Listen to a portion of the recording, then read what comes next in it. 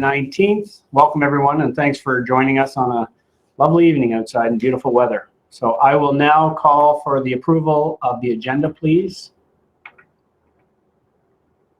Move, Your Worship. It's been moved by Councillor Ryu. Second. Seconded by Councillor Luck. Councillor Luck. On the question, please vote now.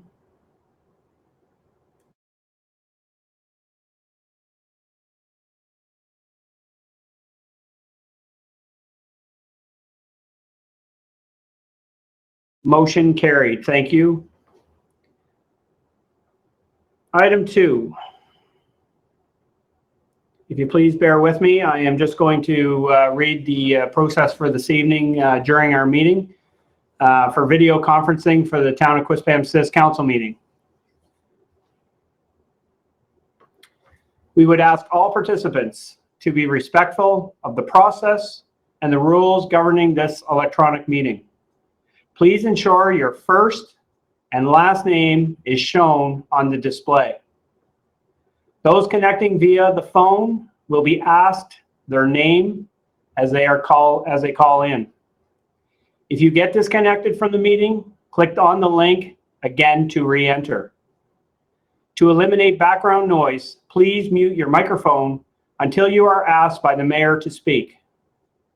Anyone wishing to speak for or against an application during the public hearing portion of the meeting will be given an opportunity to do so. Each person will have their microphone unmuted and will be called upon by the clerk to speak one at a time in alphabetical order. Each person will be limited to speak not more than 10 minutes, which will be set on a timer. At the 8-minute mark, the CAO will show a visual 8-minute reminder, and then again at 10 minutes, at which time we will proceed to our next speaker. If an attendee is deemed to be offensive, disrespectful of the process, or contains to exhibit unprofessional or inappropriate conduct, they will be muted or disconnected. Thank you. Item 3, Mayor's comments. I do happen to have a couple. I'm happy to report that our Homestar Dog Park, tennis courts, the pickleball courts are now open. They are restricted to a maximum of 10 people at any given time, as per the directive from New Brunswick Public Health. The town's parks and extensive 17-kilometer walking trail network remains open. Physical distancing of at least 2 meters must be maintained at all times. The community garden is scheduled to open on Friday, and the town staff are creating COVID-19 operational plan for sports fields, the skate park, the BMX dirt jump park, the playgrounds, which all plan to open soon. Town hall will open to the public for payments and the pickups and drop-off for documents from 10 in the morning until 4:30 in the afternoon, beginning tomorrow. All other services are by appointment only by calling 849-5778. That's 849-5778. Thank you, and please remain safe. Item 4, moment of reflection. Councillor Luck, would you like to do the moment of reflection this evening, please? Thank you, Your Worship. We would like to take a moment to pause and remind ourselves of the important work we had before us tonight. May we make good decisions without prejudice or bias, and always in the best interest of our community, which we are here to serve. Thank you, Councillor Luck. Item 5, disclosure of interest. Not hearing any. Item 6, presentations. There are no presentations this evening. Item 7, public hearings. 7A. Dr. Jeff Shepherd, Wash 66, Limited, 7 Pettingill Road, request to amend developer's agreement to allow for drilled wells for water source instead of importing water. Thank you, Ms. McGinnis. I will now read the procedural hearing procedures, the public hearing procedures for this evening. We will start by the presentation by the proponent. 2, those wishing to speak for or against the proposal shall be given the opportunity to be heard. Each person will have their microphone unmuted and will be called to speak one at a time in alphabetical order. Each person will be limited to speaking not more than 10 minutes, which will be set on a timer. Like I said earlier, at the 8-minute, the CAO will show a visual, an 8-minute reminder, and then again at 10 minutes, at which time we will proceed to the next speaker. Once all those who have written into council who wish to speak have spoken, the mayor will ask 3 more times if anyone further wishes to speak for or against the proposed amendment, at which time the meeting will be unmuted so any callers in can identify themselves to the clerk and proceed to speak, keeping in mind the 10-minute timeline. Once that is through, proponent will make their final submission. Mayor, I will make reference to the Planning Advisory Committee's written views. 4, council members may ask questions. 5, a motion may be heard and voted upon. 6, if a council member does not attend a public hearing, then statutory requirements for the adoption of such bylaw is required. The member who did not attend the public hearing is precluded from taking part in the debate and must vacate his or her seat during debate on a motion. This is under the procedural bylaw, section 18.A. Thank you. I will now ask the presentation by the proponent, Dr. Shepherd, if you would like to begin, and welcome this evening. Here, leave it on. Can everybody hear me okay? Good and clear, thank you. Okay. So I'll talk a little bit about the business, and I'll try to stay on point about the requested amendment that we're here for. The car wash was set up as a family business.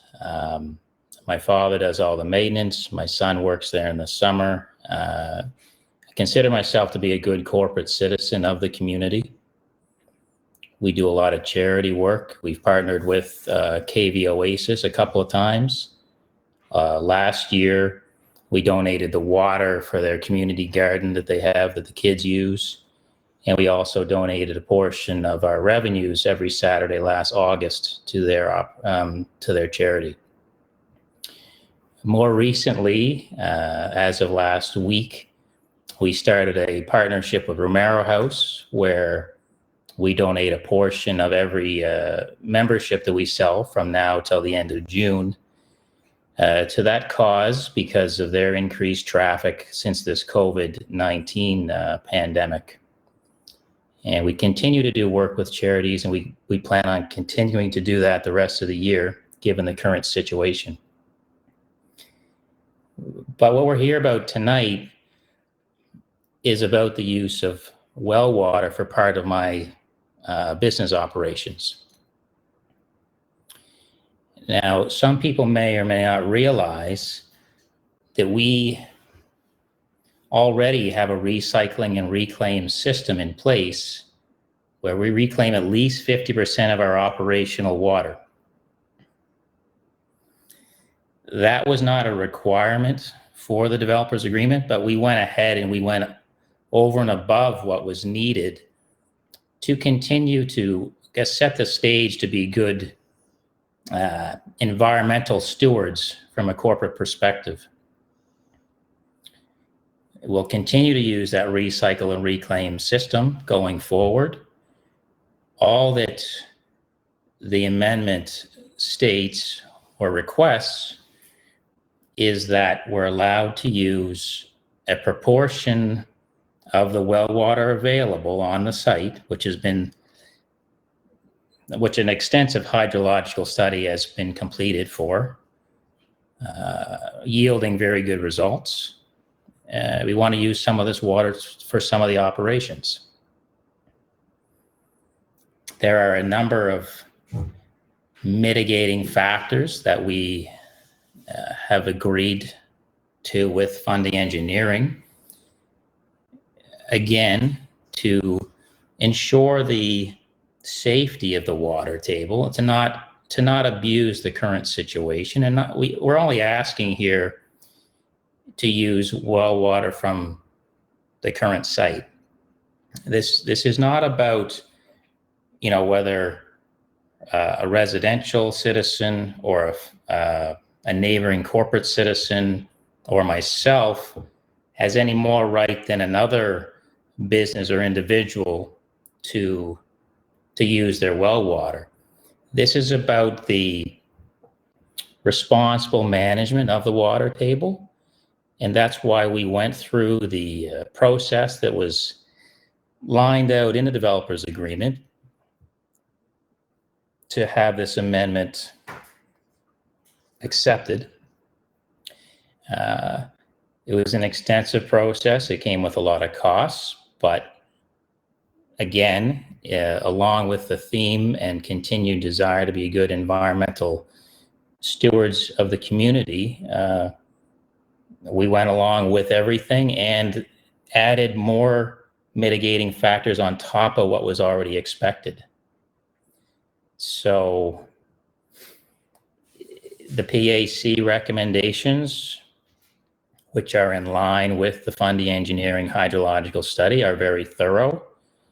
They even adopted in their recommendations these extra mitigating factors that we spoke about prior to the PAC meeting, just to show that we're going further than we need to in order to work with the community. As far as our environmental track record goes, this car wash is the most environmentally friendly, eco-friendly car wash east of Montreal. That's a fact. And we continue to have a good track record. We also have a very, I don't know if you call it, it's safer to use our car wash than it is to wash your car at home. We have an oil water separator that removes any chemistry from the process before expelling any water into the storm sewer. So we've continued to do what's expected and then some to manage our water consumption and to manage any pollution. So as it pertains to this amendment, what really has to be considered is Section 6Y of the zoning bylaw, as far as the protection of groundwater capacity is concerned, and also Section 12A(1)(c), which is the guiding criterion for the land uses for large quantities of water. And we feel that based on the recommendations put forth by PAC, that we more than meet those recommendations. In fact, you could even use this business as a way to set the bar for any future, I guess, commercial or corporate citizens that wish to use well water for their facilities. I mean, if we just look at within the 1 kilometer radius of my business at 7 Pettingill Road, there are daycares, hair salons, Tim Hortons, McDonald's, the whole mall where Good Life is. That's all on wells. They don't have, to my knowledge, they don't have water meters or oversight to any of this degree. That being said, based on everything that we are putting forth in this amendment, we're going up above and beyond here. So based on the fact that we put we're going the extra mile, I would really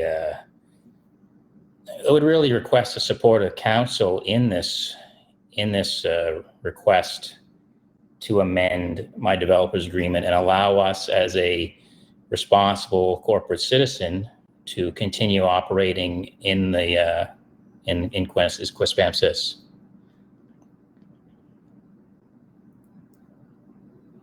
Thank you, Dr. Shepard. Is that everything for now? That's it for now. I'll be available later, of course. Yeah, and we'll circle back during the final summation. Thank you. Okay, I will now ask the second portion. Any people that are wishing to speak for or against? And we'll do this in alphabetical order. Ms. McGinnis. Ivan and Jennifer Baczynski. Are you with us this evening? Hi, how are you tonight? Good evening and welcome. Hi. We're against the approval of the amendment, just because we don't want our wells to be ruined, and then what happens when we have no well water and we can't sell our home. So I know the assessment was done, and there was good water, but what about the dry summers and droughts and things like that? So we're just really not comfortable with it moving forward. Thank you. Thank you very much. Ms. McGinnis, would you like to go down the next? Mary Brown. Mary Brown, are you with us this evening?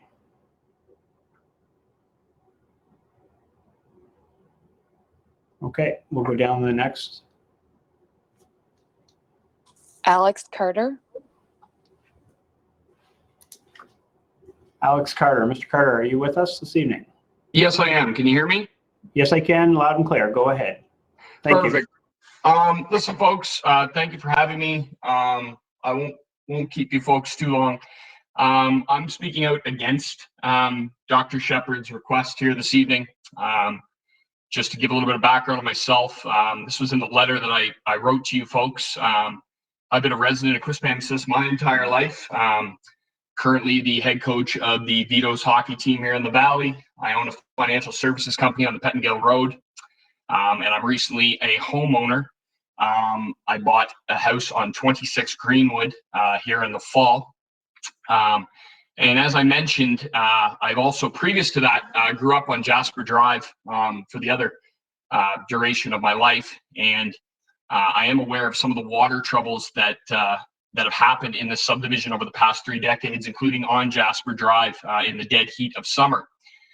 So I'll just go through just my key points here that I have, which are 5 key points here directed towards my opposition towards this. First and foremost, just reading through everything that came from town council and then going back through all of the water conservation strategies set forth from you folks and the province from 2018 to 2028. This is obviously against the water conservation strategy that you folks had put forth based off what I read. And it was not designed for a commercial car wash, including the fact that, in fact, the town had recognized well water as a very precious resource. I can appreciate, my second point, I can appreciate Dr. Shepard's desire to increase profitability in his business, and wish him all the best in doing so. But my home here is also a part of my investment moving forward. Being 32 years old, I'm wanting to, grow a family here and eventually sell my home profitable as well. The only person that I can see at this juncture, again, who stands to profit from drilling a well here in Quispamsis is Dr. Shepard. That would be my third point. My fourth point is that the car wash was approved based on, by this council, on the guidelines of trucking in the water back before. And I'd ask the council to continue to move in that direction.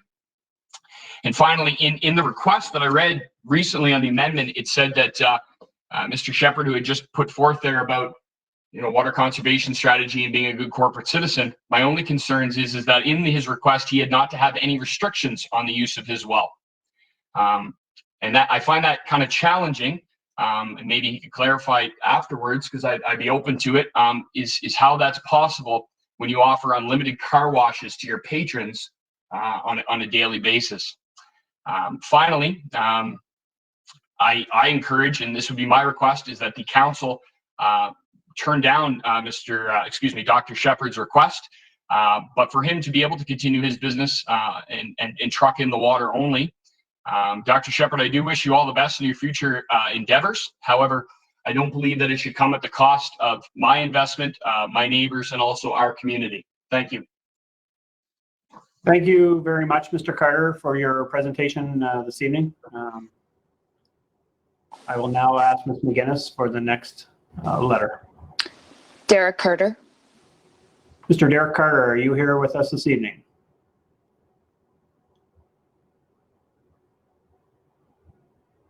Mr. Carter? Okay. Ms. McGinnis? Can you hear me, folks? Oh, Mr. Carter? Hello? Okay, I have you now. Can you hear me loud and clear? Yes, I can. Welcome, and you go ahead. Thank you, Mr. Mayor, and good evening, councillors and guests on the call. My name is Derrick Carter, resident of Quispamsis since March of 1990, just over 30 years now. As you're aware, I've been very outspoken on this issue over the past 5+ years, expressing my views from time to time by email, newspaper editorials, and by word of mouth within this community. By way of introduction, I want to be very clear that I am a huge supporter of small business, having worked 43 years in financial services with over 25 years in commercial and corporate credit finance. I've assisted small and medium and large corporate entities throughout southern New Brunswick. In fact, I'm currently assisting existing businesses navigate the pandemic situation, working with the province's emergency working capital loan program and assisting startups with advice and counsel. However, in this case, a move to threaten my livelihood and property investment, along with those of my long-term neighbors, is very personal to me and draws my complete focus and attention. Also, given the reasons for opposing this amendment are so plentiful, it'd be impossible for me to cover my concerns in 10 minutes allotted one individual from the public who wishes to speak on any matter. So I'm going to take just a few minutes to focus on the conservation and environmental impact of this owner's request. Both the Town of Quispam Municipal Plan and the Clean Water Act of New Brunswick, the province's water conservation strategy, speak to education and conservation of well water in this town, in this province. 65% of all homeowners in this province are on wells. The percentage is much higher for the Town of Quispam. Taken right off the province of New Brunswick website, I want to share the following with everybody tonight. Water is essential to our daily lives. Whenever it is used, there is potential for water conservation both inside and outside of your home. It is important to remember that care in our water use habits should not only be taken in times of water shortage. Sensible water use and daily conservation can reduce the amount of stress that is placed in our resources, both by limiting water withdrawals and by decreasing wastewater distribution. Using less water can also enable us to become more flexible during times when there's an extreme water shortage, which we all know have been much more frequent in the past 10 years, and there's been many wells that had to be re-drilled just from Hampton to St. John. Some of the helpful tips for the water conversation, there are many, many listed. Inside the home, they talk about aerator attachments on faucets. They talk about energy efficient appliances and dishwashers, save up to 40% of water, shorter showers. While shaving, washing your face or brushing your teeth, don't let the water run. Install low flow toilets. You all get the idea. And there are many, many more suggestions on the province's website. Outside, use a broom to clean your driveway. Don't use a power washer or a hose. Don't water your lawn. Rainwater can be collected with large containers, which I see many residents doing, young and old, to water their outdoor plants. When washing a car, use a bucket and a sponge, then quickly rinse with trigger nozzle equipped hose. Don't fill or top up your swimming pools. Again, you all get the idea here. Many more tips are detailed on the site. It is important to be aware of and follow all water conservation and water shortage directives in effect in your community, and especially important to observe good water use rules if your water is from a private well. Some of these tips are also detailed on the Town of Quispam's website, including the need to educate the public about conservation, which I think is going to become my post-retirement gig. After reading all of these tips on both these websites, for the life of me, I could not seem to find anywhere on the sites where it said that if we all need to practice water conservation, so that in the event a commercial car wash owner someday comes to your town, there'll be plenty of well water he can tap into, so that he, his friends, and neighbors from all over southern New Brunswick, not just Quispam, will be able to wash their cars once a day if they want to. No, quite the contrary. What it says in bold quotation is, try to do something that will result in water conservation each day, no matter how small, every drop counts. So I'm asking you, councillors, to do the same thing with regards to this issue. This car wash was approved back in 2017. Dr. Shepherd built his car wash and he trucks in his water supply. His business plan must have demonstrated sufficient cash flow and debt serviceability, or he would not have been able to secure his financing. If the business is not going as planned, increase your sales, but for heaven's sakes, do not look to reduce your costs at your neighbor's expense. And that does speak to corporate citizenship. More importantly, the residents didn't have to fear for their wells and the devaluing of their investments by trucking in the water. It was a win-win for both parties. And there's one thing I've done in my career in 43 years, dealing with any commercial client in financial services. It's about win-win for both parties. It's not a game here, and not one party should benefit at the loss of the rest of the citizens who pay significant taxes to the town. From everything I've read from council, PAC agendas, minutes, municipal planning notes, this car wash could potentially use 7 to 9 million liters of water per year. Is what I've read through some of the presentations over the last 5 years. The Fundy Engineering Hydrological report has more disclaimers in it than a paraglider waiver document in the Caribbean. I mean, it's just silliness. It's one day in February when the water table's secure through the winter. It doesn't measure what's going to happen in all these droughts we have every summer. And as the previous caller mentioned, there's all kinds of issues when we have the droughts. So one only has to look at what happened recently in West St. John, whereby this same engineering company concluded in 2014-15 that sufficient quantities of good quality water could be sourced from 3 wells. Well, we all found out, not surprisingly, in 2018, it was determined that in fact those wells could not supply the West St. John with quantity of water. In fact, the quality was being eroded as well, with seawater potentially getting into those wells. One final note. This is very important. I spent many years over my career with retired Fundy Engineering co-founder Peter McKelvey. I contacted him recently and he confirmed what he had told me on many occasions over the past 3 decades. And that was Quispamsis has taxed their potable well situation, and that their firm had grave concerns about future sustainability due to the never-ending development and expansion. And every councillor on this call knows that to be true. His position has not changed, and he was shocked in his retirement this was even being in consideration after all the dealings he'd had with this town. Fundy Engineering's report did not unequivocally demonstrate there is sufficient quantity of groundwater year-round, and this is further demonstrated when they suggest the flow be metered and measured. Further, the report did not conclude or guarantee that use of well water at this location would not adversely affect neighboring wells, because how do they know? So do the right thing, vote no to this amendment once and for all, use of well water, and decommission that well from any future use. So I thank everybody for their time this evening in letting me share my opposition here tonight. Thank you very much, Mr. Carter, for your presentation and your submission. I will move on now to the next, Ms. McGinnis. Bernice Cormier. Bernice Cormier, are you with us this evening?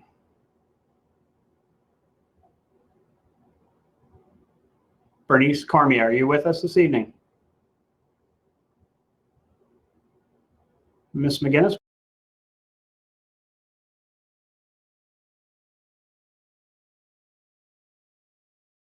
Ms. McGinnis? Sorry. Al Devine is present. He has indicated he does not wish to speak. Thank you. We'll move to the next. Bliss Hansen. Bliss Hansen, are you with us this evening? Bliss Hansen, are you here with us this evening? Okay, Ms. McGinnis? Andrew and Natalie Harrigan. Natalie and Andrew Harrigan, are you with us this evening? Natalie and Andrew Harrigan, are you with us this evening? No, Ms. McGinnis? Sharon Ingleton. Sharon Ingleton, are you with us this evening? Sharon Ingleton, are you with us this evening? No, Ms. McGinnis? Susan Little. Susan Little, are you with us this evening? Susan Little, are you with us this evening? Ms. McGinnis? Peter Little. Peter Little, are you with us this evening? Peter Little, are you with us this evening? Not hearing from Mr. Little. Ms. McGinnis? Wayne Manuel. Wayne Manuel, are you with us this evening? Wayne Manuel. Ms. McGinnis? Patricia Murray and Gerald Donovan. Are you with us this evening? Mr. or Mrs. Donovan, are you with us this evening? Ms. McGinnis? Brian and Stephanie Patterson. Brian and Stephanie Patterson, are you with us this evening? Mr. or Mrs. Patterson, are you with us this evening? Ms. McGinnis? Richard and Valerie Platt. Richard and Valerie Platt, are you with us this evening? Richard and Valerie Platt, are you with us this evening? Ms. McGinnis? Joanne Erdang. Joanne Erden. Sorry, I think that's it. Are you with us this evening? Joanne, are you with us this evening? Ms. McGinnis? Harrison and Carol Ann Wilson. Mr. or Mrs. Wilson, are you with us this evening? Mr. or Mrs. Wilson, are you with us this evening? Ms. McGinnis? Your worship, that's all that we have correspondence from. Thank you, Ms. McGinnis. I will now ask for those wishing to speak. I will ask 3 times. Those wishing to speak for or against may now speak. And please state your name for the clerk. I will ask this. I got disconnected. I'm Bruce Sweeney. I want to wish for Jeff, and I'm not too sure if it's too late. Mr. Sweeney, could you just state your address for the clerk, please? 538 Darlings Island Road, Darlings Thank you. Island. Okay, Mr. Sweeney, you go ahead. Well, first and foremost, hopefully I'm not going to get disconnected again. I got 3 bulldogs here, so they tend to make some funky noise, so please avoid. I promise you everything is out of the element of surprise with these boys. I've personally known Jeff for 20 years, and I'm going to share my point of view of why I think and I'm for it. I'm no well expert. I want to point that out. But knowing Jeff, I know you went above to do his due diligence. And sorry, Jeff, but I know you're pretty anal about going to the details.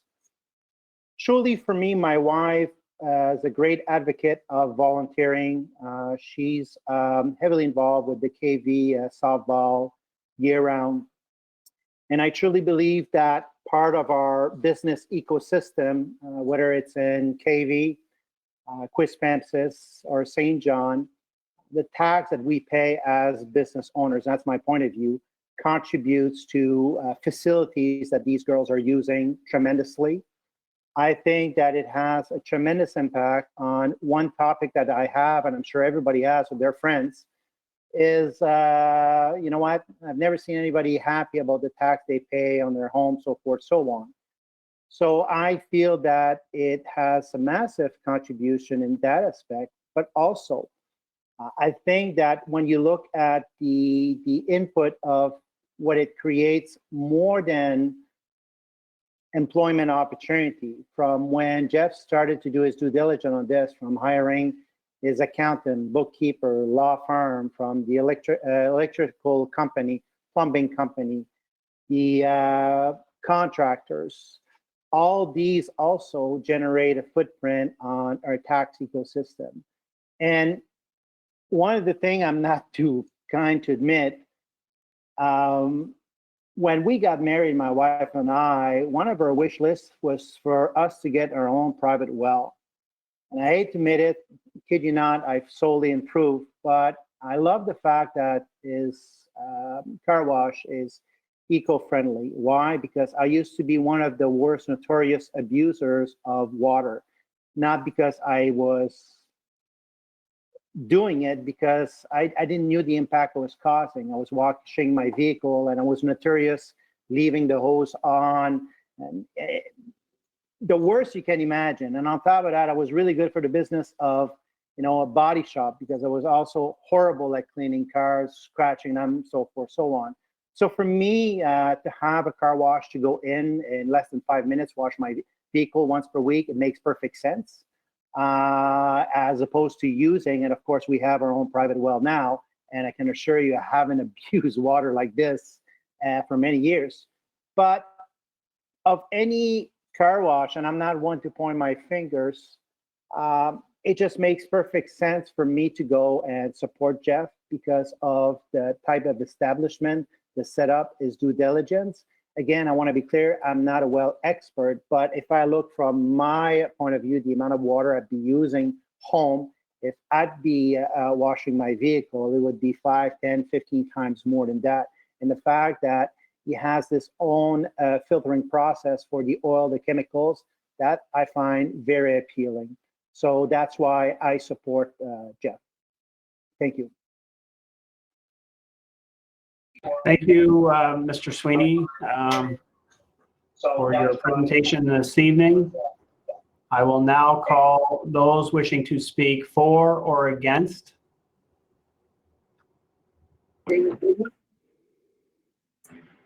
Second time. I will now call again the second time. Those wishing to speak for or against. I wish to speak against. Please state your name for the clerk and your address, please. Stephanie Patterson, 13 Coventry Crescent. Good evening and welcome, and you go ahead. You have 10 minutes. Yes, we've lived here for 41 years. We've been very happy in the area. We've never had a problem with our well water, but we have great concerns about the car wash, switching from well water, or switching from trucked in water to well water. This is a purely economic on his point. It's a quality of life issue on our point. If there's a problem with our wells, we have no other alternative. He can truck water in, we can't. We know that there's a pollution problem over in Oakville Acres in the 1980s. There's no evidence that's ever been cleaned up. It's a carcinogen that was spilled from the dry cleaners. Water had to be connected from the Rossay town into Fairville at that time.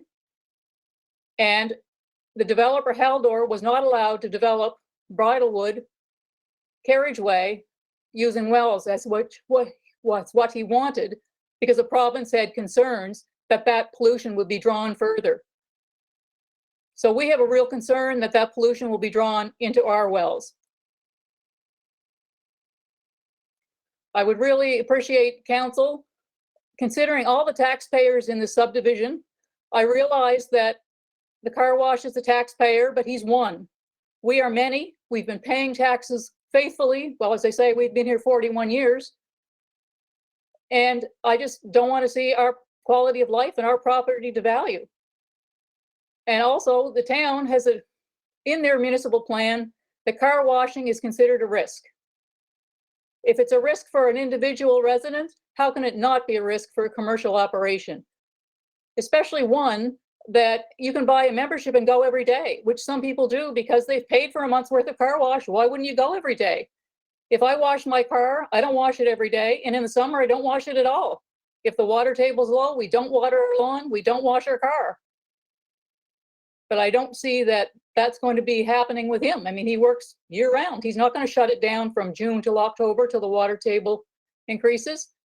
So I think there's a real concern, and I think there's an obligation of the town to protect a precious resource, which the town has identified as a precious resource. I thank you for your time. Thank you for your submission and your presentation here this evening to council. I will now call again those wishing to speak for or against. Mr. Mayor and Council, Yes, could you please state your name and address? Peter Creamer, 11 Cloverdale Street, Quispamsis. Welcome, Mr. Creamer. You go ahead. Thank you. And I'm speaking in favor of the car wash. A couple of reasons why. One is I've seen how responsible the doctor has been in regards to the ecosystem, which he went and did without being asked to, in terms of recovering 50% of the water and being able to reuse it again, which I think is huge. The other thing is it's small business, okay? And I think it's time that we start supporting small businesses. I've been a resident out here for 30 years, and I love to see the growth. I don't like to see all this opposition over things that really, when you think in terms of a clean business, okay, even if it employs one person, that's good for the economy out here, okay?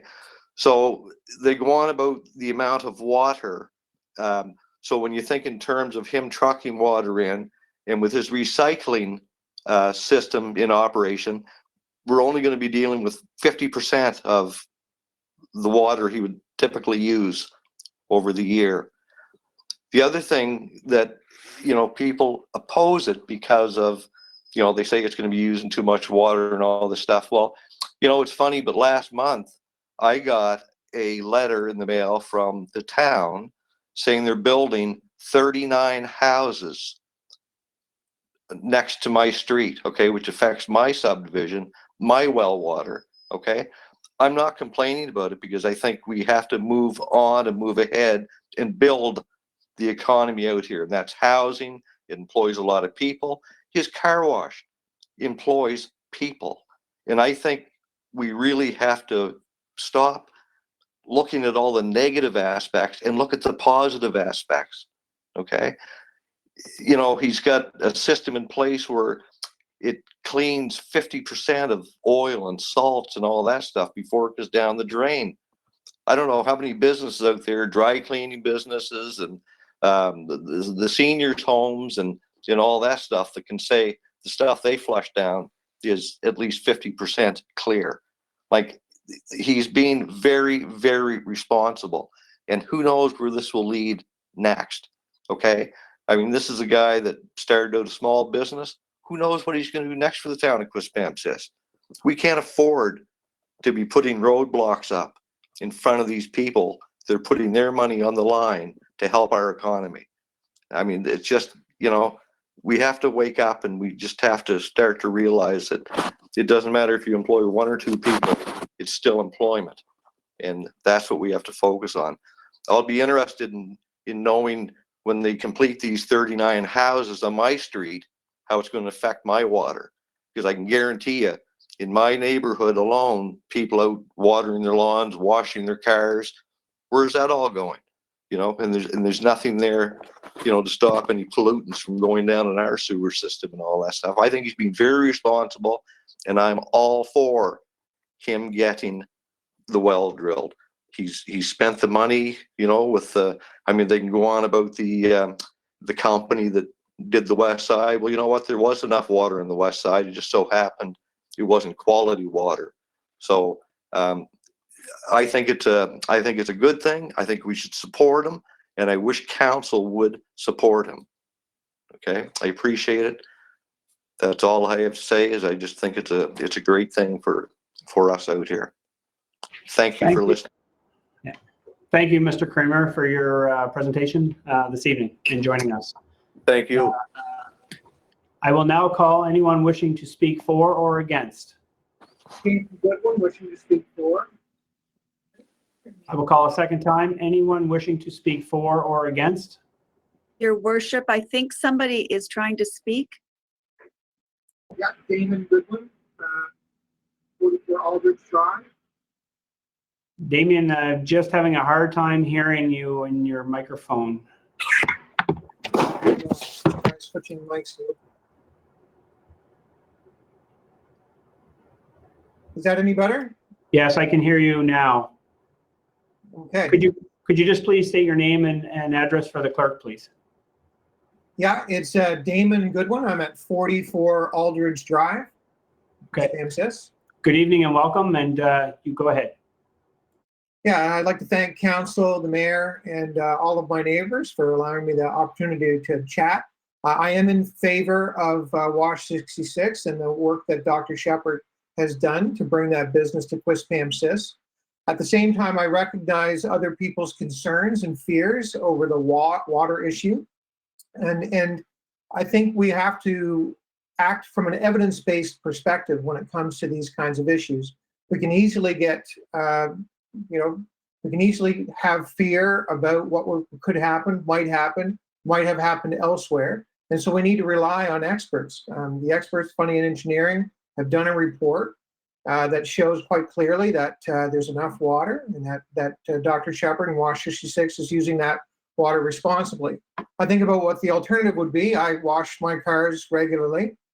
And I know that when I wash my cars, I use considerably more water. I didn't know that until I started to look into WASH 66 and realized that they use less water than what I would use ordinarily washing my own cars, and that the water that they do use is recycled. Good 50% of the water that's used at that facility is recycled. And so from my perspective, the convenience of being able to go there, wash my cars as needed, and do so in an environmentally friendly manner that protects the environment better than what I would do myself, I think that's a great advantage. I think that any businesses that operate look for certainty. Look for certainty in the rules that they have to live by. I look at Dr. Shepherd and the way that he's kind of gone above and beyond, putting forward expenses to ensure he's being environmentally friendly, and operating under the idea that if he did all of these things, that he would be able to operate in the best and most profitable way possible, and that's what we as a community should allow. We should be encouraging businesses to operate responsibly.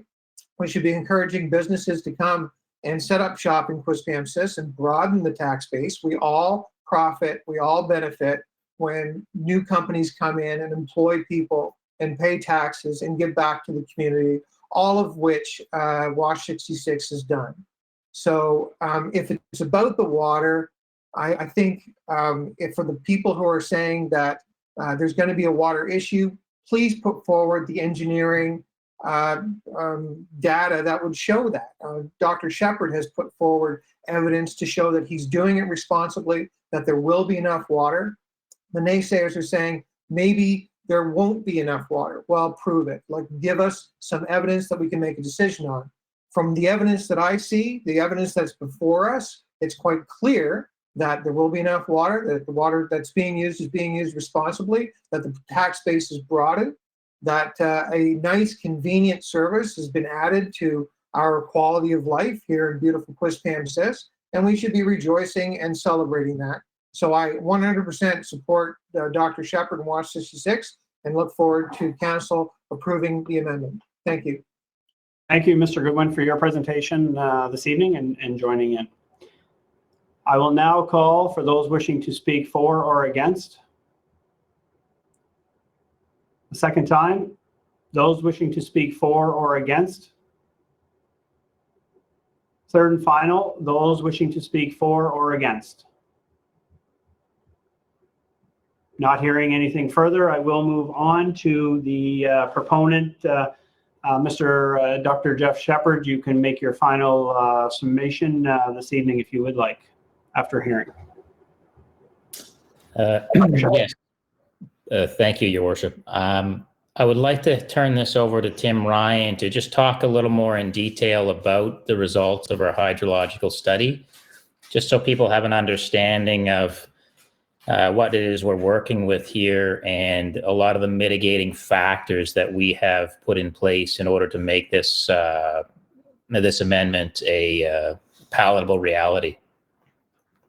Okay, I will now turn it over to Mr. Ryan. Welcome.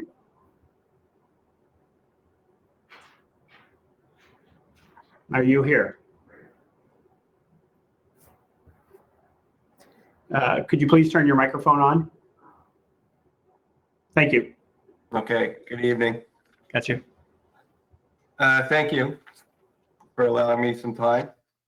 I was taking some notes while people were presenting, and I have all the letters, I've reviewed them.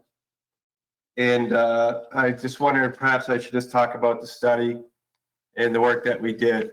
I think if everyone's fine, I'll use like imperial units, like gallons per minute, when I talk about the pump test, just so people sometimes have a harder perspective when you talk liters and cubic meters. So we did the test in February. We did a 24-hour test at a continuous pumping rate. We followed the requirements as set out by the Department of Environment for a pump test. Two wells were drilled, the pumping well and an observation well. It was, I think, 20 meters away from the pumping well. The well drillers, when they drill a well, they estimate the yield as they're drilling the well.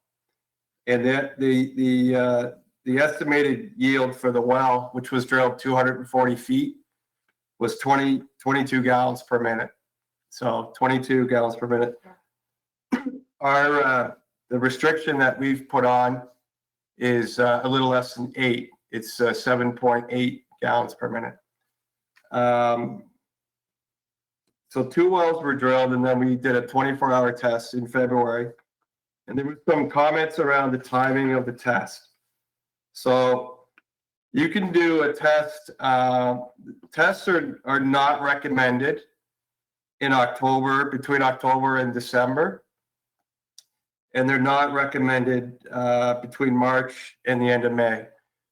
And the reason that they have those blacked out time frames is because at those times the groundwater has been recharged through, and it's higher. It's more plentiful during those times. So we typically do our tests outside those recommended windows. So, for instance, the summer would be a time you could do the test. And there's a period of time, and lots of our clients take that January, February, and early March timeframe to do their tests. Especially those that, for instance, want to be building in the spring and summer. We do shorter 6-hour tests. I'm sure the town's seen our work for a lot of developers and on when they're trying to do a subdivision development. And a lot of those we do in the January, February timeframe as the developers go into building that summer. So the timing of the test was not just randomly picked. We did pick it during what would be a stressed time on the aquifer. The other thing that we do is that we record the rainfall 10 days prior to the test. It has to be less than 40 millimeters. So I'm mixing units now. 40 millimeters. In our test, 10 days prior, there was only 10 millimeters of rainfall. So not only were we in the correct window, but we also had very little precipitation prior to our test. So we do our test for 24 hours continuously, pumped. The water's pumped, and we direct the water to the ditch, which goes into the municipal services. So the pumped water doesn't artificially recharge the ground, and we're not recycling or repumping the same water. So 240-foot depth well. The depth of the water table at the beginning of the test was 14 feet. So if you took a water level meter and you dropped it from the top of the well down 14 feet is where the water was, where the water leveled out at. 24-hour test at the pumping rate of 8 gallons per minute. And the well dropped 4 feet during that time. So very, very good response to the test. There wasn't significant drawdown in the well. And then the other well that was there, the observation well, the drawdown on that well was less than 3 feet. So would suggest that there's a lot of water in that well. And once we stopped the test, the well recovered back to its pre-pumping condition within an hour of stopping the test. So we put probes in the well during the test, so we're taking measurements every minute during that test. So we take that data and we bring it back. I'm the co-author of the report. The other author of the report is Dr. Matt Alexander. He's a counselor in Rothsay. I guess he felt that it would be better if I presented it. He would. I have a master's in this. Matt has a PhD. So Matt's got pretty significant post undergraduate credentials in this area. So that kind of explains the test, the drawdown, the recovery. We take the data and then we use the models and the tools and and we determine the characteristics of the localized aquifer right there, where the pump test was done, and concluded that we could safely pump that well for less than 8 gallons per minute, a withdrawal rate of less than 50 cubic meters per day, and we recommended that to Jeff. And that recommendation wasn't based on what we thought the upper limit was.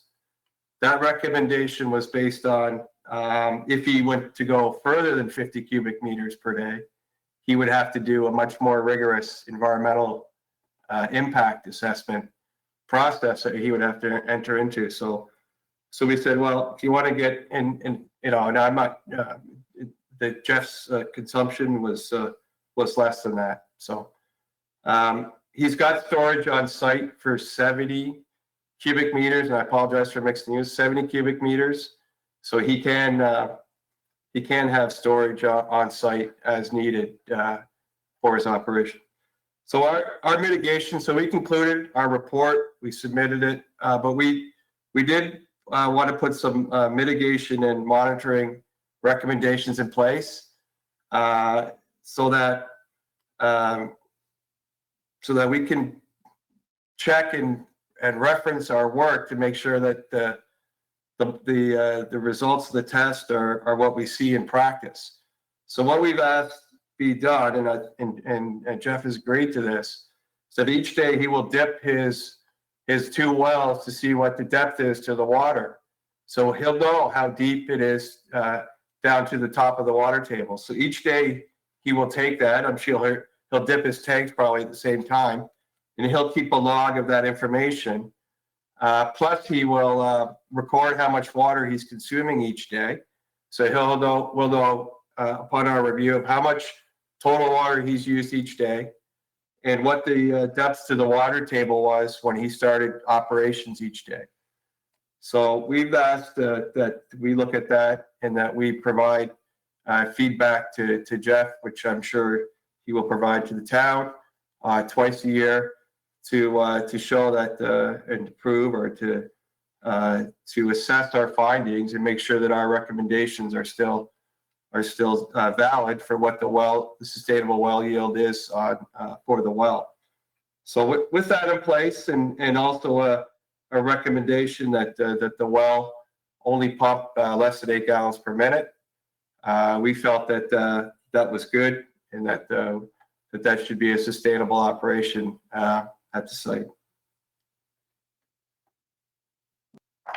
Thank you, Mr. Ryan. Dr. Shepard, is there anything else before we move on?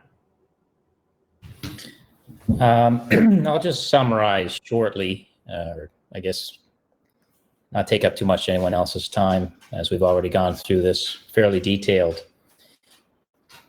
We've been very thorough in this process of ensuring that we would have minimal environmental impact from the requested use of well water on my site.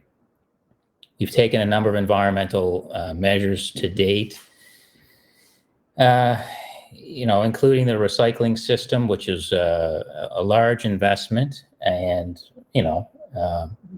does a great job.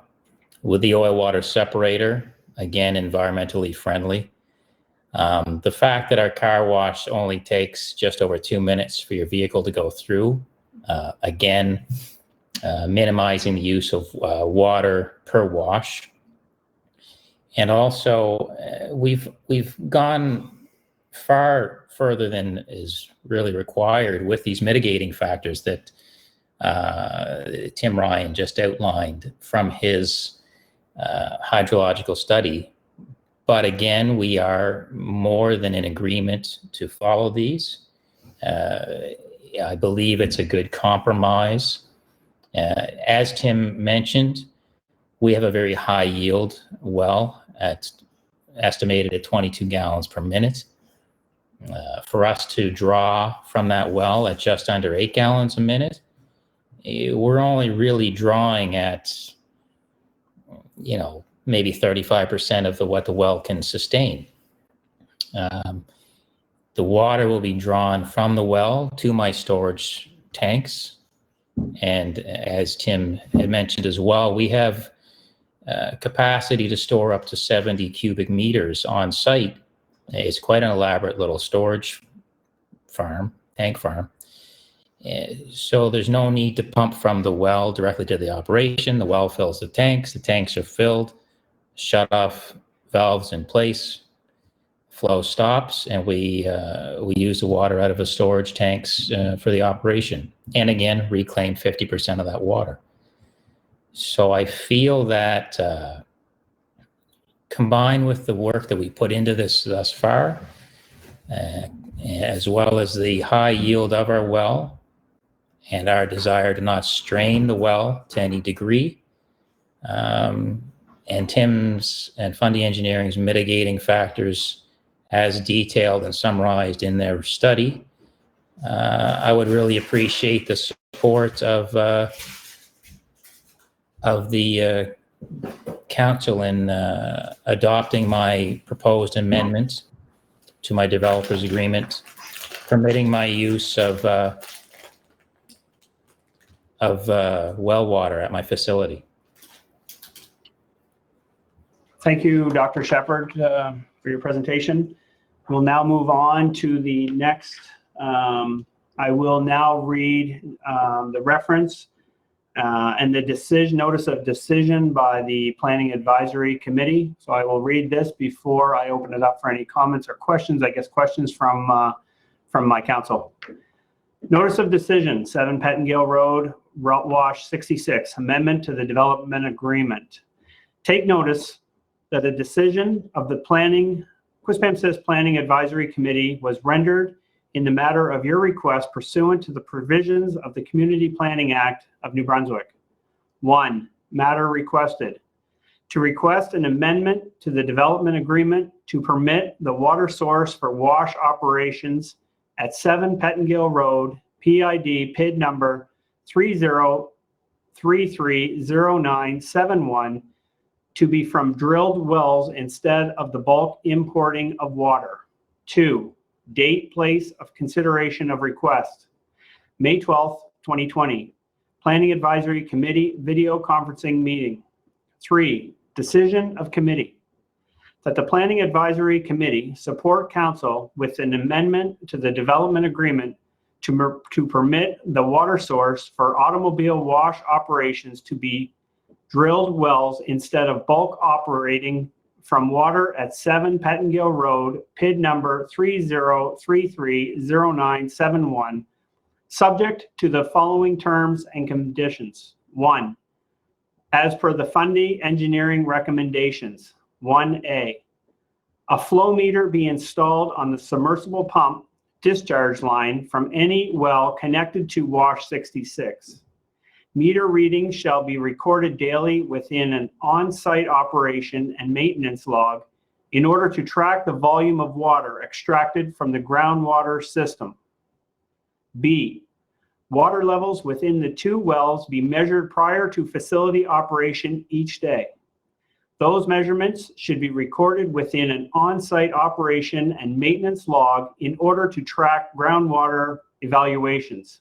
C, a hydrological shall review the daily water consumption and water levels at the end of the first and third quarter each year and prepare an annual letter report on whether the operating conditions align with the finding of this comprehensive water supply source assessment.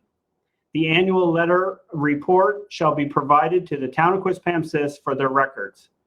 D, the peak pumping rate be capped at 36.4 liters per minute and the daily extraction be capped at less than 50 cubic meters per day. Should the proponent desire to exceed 50 meters squared per day, then the development must undergo further regulatory assessment as per the Environmental Impact Assessment Regulations of the New Brunswick Clean Environment Act. 2, the water used for the car wash shall be pulled from the holding tanks and not direct from the wells.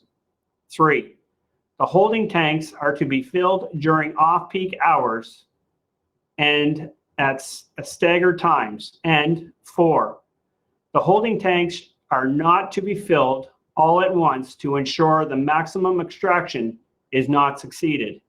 Dated this 15th day of May, 2020. That was the findings and decision from the Public Advisory Committee, PAC. At this time now, I will ask if any council members, if they have any questions at this time. Councillor Luck, I see your hand up. Thank you, Your Worship. I do have a couple of questions. I think, first of all, a couple of clarifications, because most of the emails that I was receiving over the last couple of months, some that were actually, some that were almost threatening. There was some bullying involved, and it's very interesting. However, I've got big shoulders, so again, I like the idea of looking at facts, specifically from a developer's point of view. Most of the emails I read referenced the developer's agreement. And I just wanted to ask if I could, perhaps Dwight or Gary, Director of Engineering Works, was the developer at this location allowed to drill the wells on that site when he did? Thank you, Councillor Luck. I will direct the question to our Director of Engineering and Mr. Loge.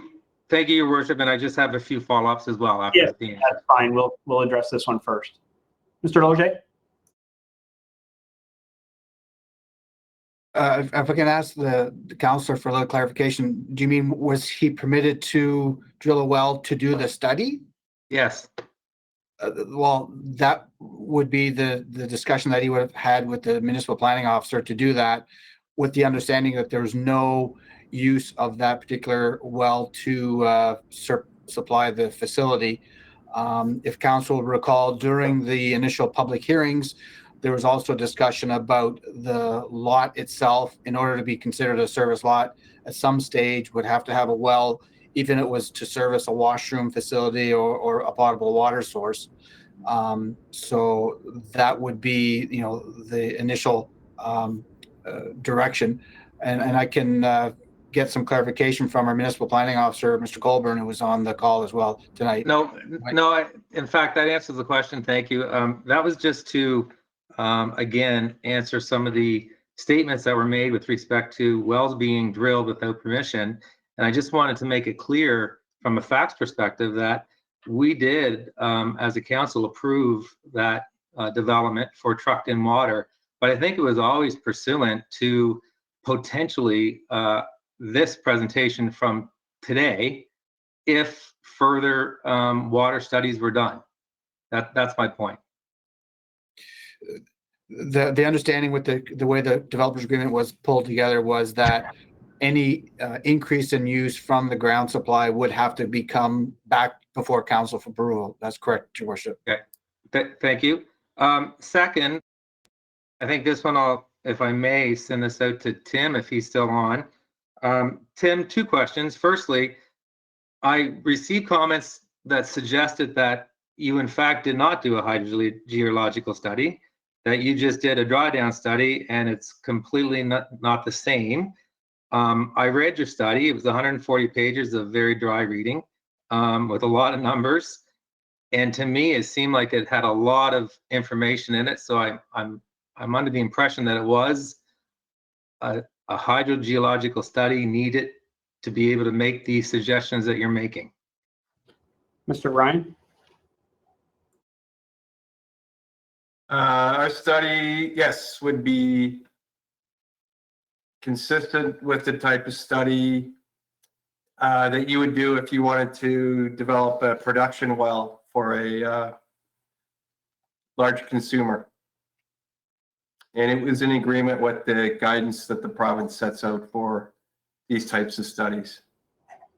Okay, and then while you still have your mic going, a follow-up to that, when there's talk about water troubles or housing that, my well, my well goes dry and then the neighbors are concerned about their wells going dry in my subdivision or whatever the case may be, is there anything to suggest that all of these wells are actually on the same aquifer?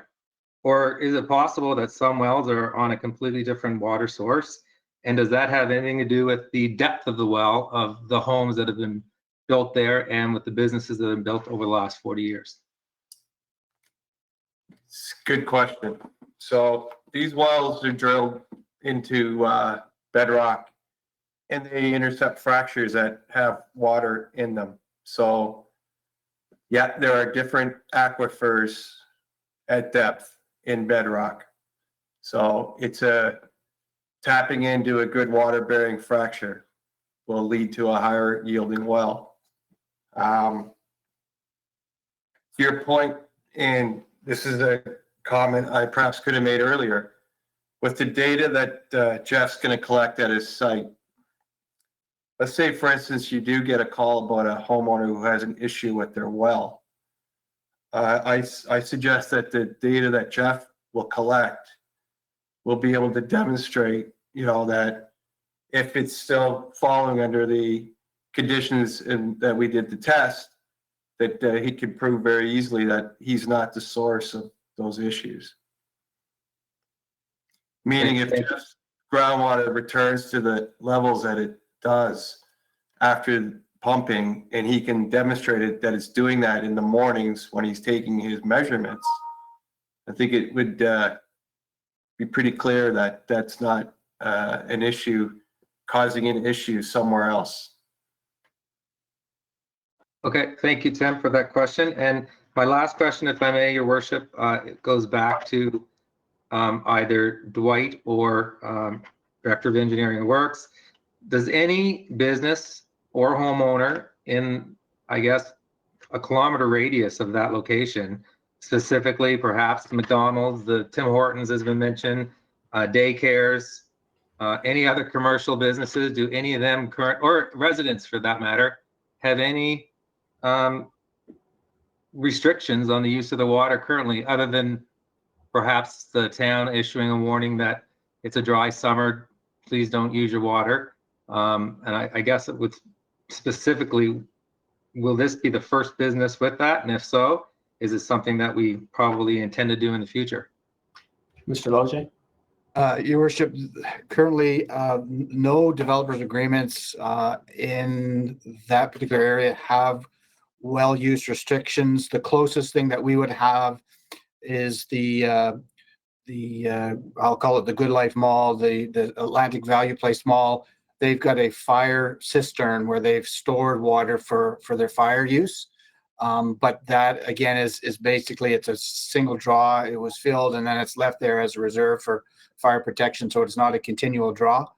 So there's no restrictions, and we have not issued water conservation letters to specific commercial businesses, your worship.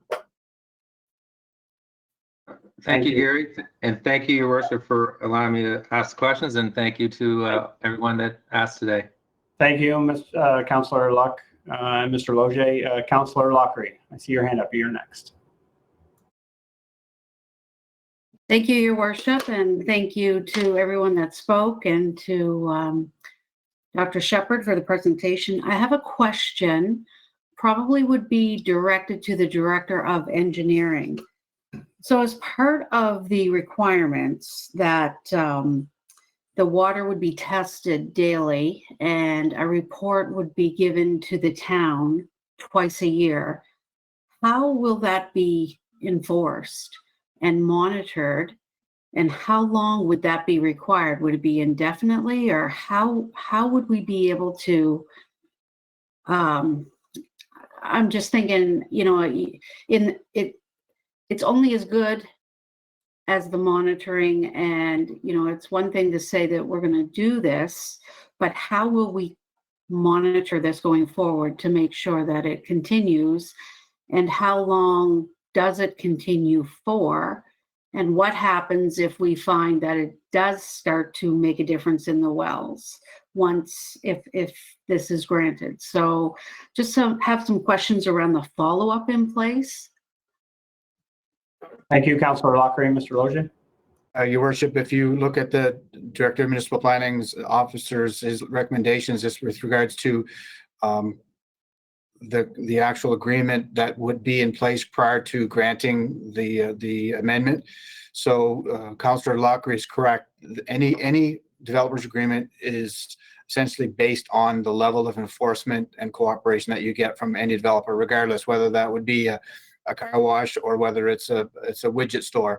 If you have a enforcement clause in an agreement, then the ability to enforce that is the crux of the matter.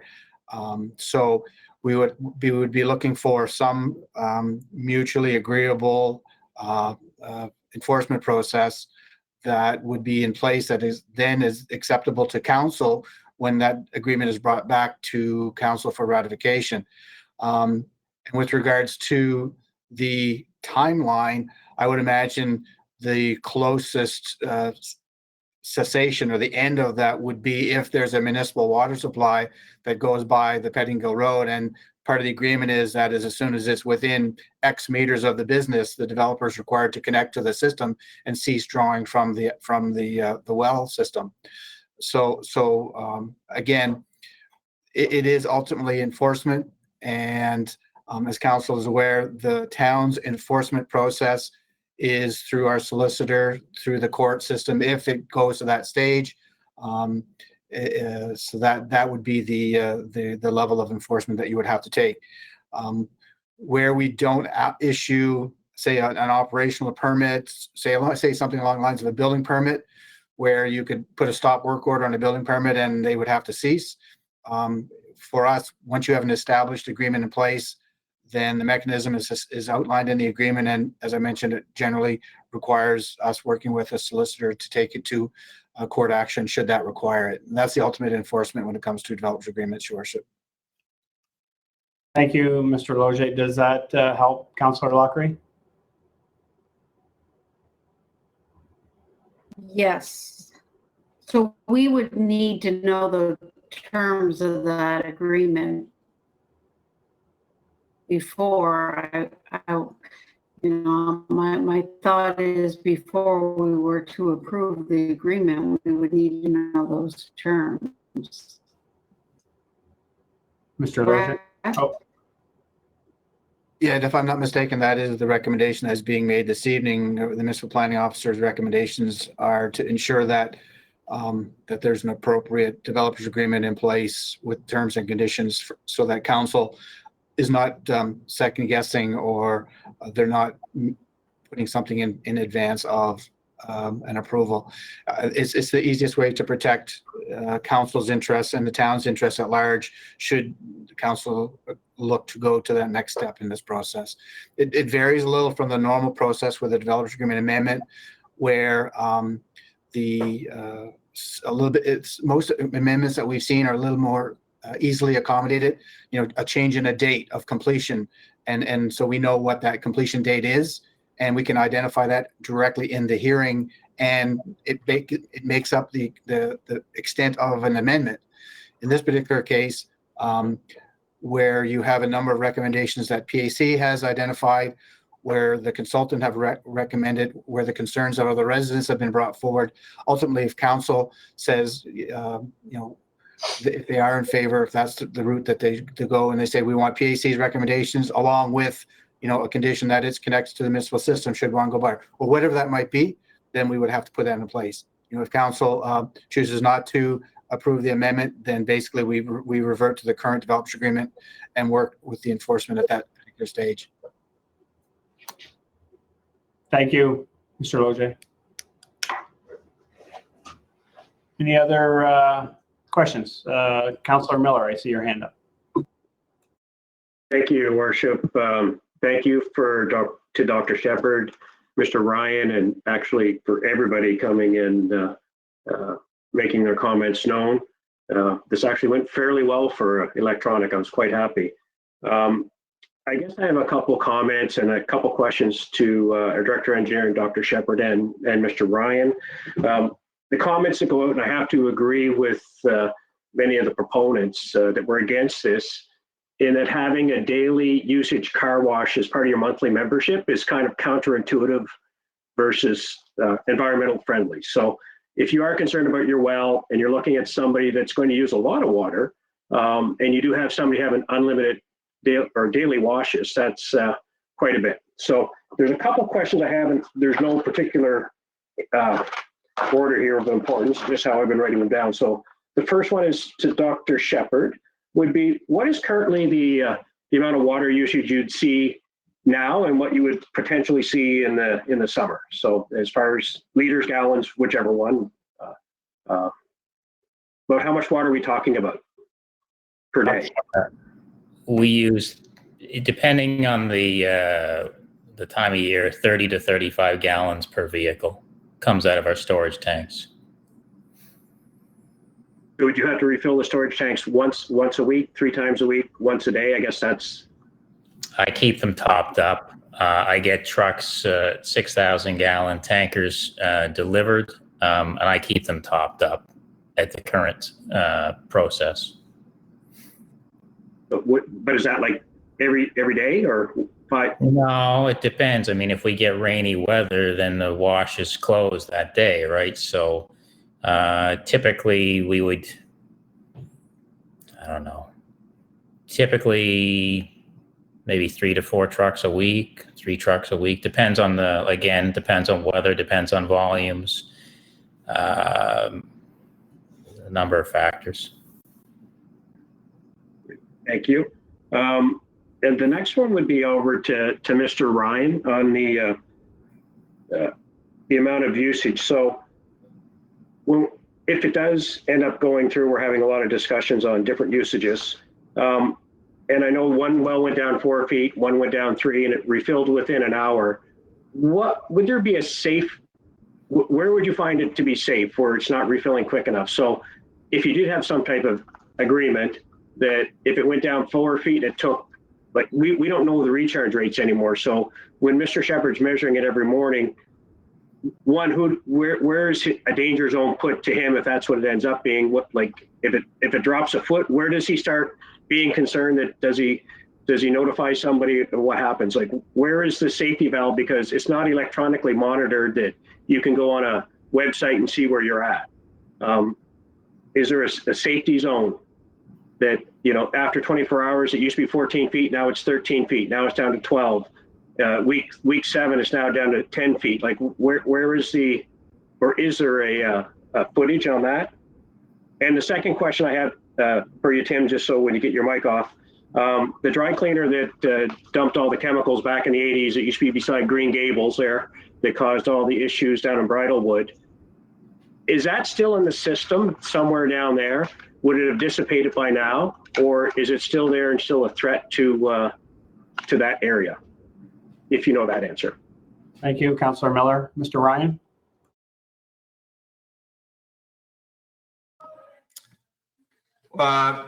So I just want to look to your first question. I would want to know where the fractures are. And I believe the first fracture, water-bearing fracture on the production well, just trying to find that log, is at a certain depth. And if the groundwater elevation started dropping below that fracture, then that would be a depth at which I would have some concerns, start to have some concerns. So would you be able to let us know what that depth is on that fracture? Is there a way of doing it? It's in the report. I'm just, okay. Maybe I don't have it in front of me. The well log that the driller developed, as he's drilling the well, he's taking observations of the fractures and estimated yield from each fracture. I just don't have that. I think it's in the appendix of the report. I just have a paper copy of the front end of the report. And to the second question, I didn't look at that in this study. Yeah, I just didn't know if those chemicals would have dissipated by now or if they're still there. Does anybody know, and I don't know if this is you, Tim, or to our Director of Engineering, that's why I'm not sure where it goes. What would a typical daycare use? You know, I've done research on what a house uses, but we got daycares in that area. We've got a McDonald's, we got the Tim Hortons. Does anybody know what they use? I'll actually start with our Director of Engineering, Mr. Logier, to see if he can answer that.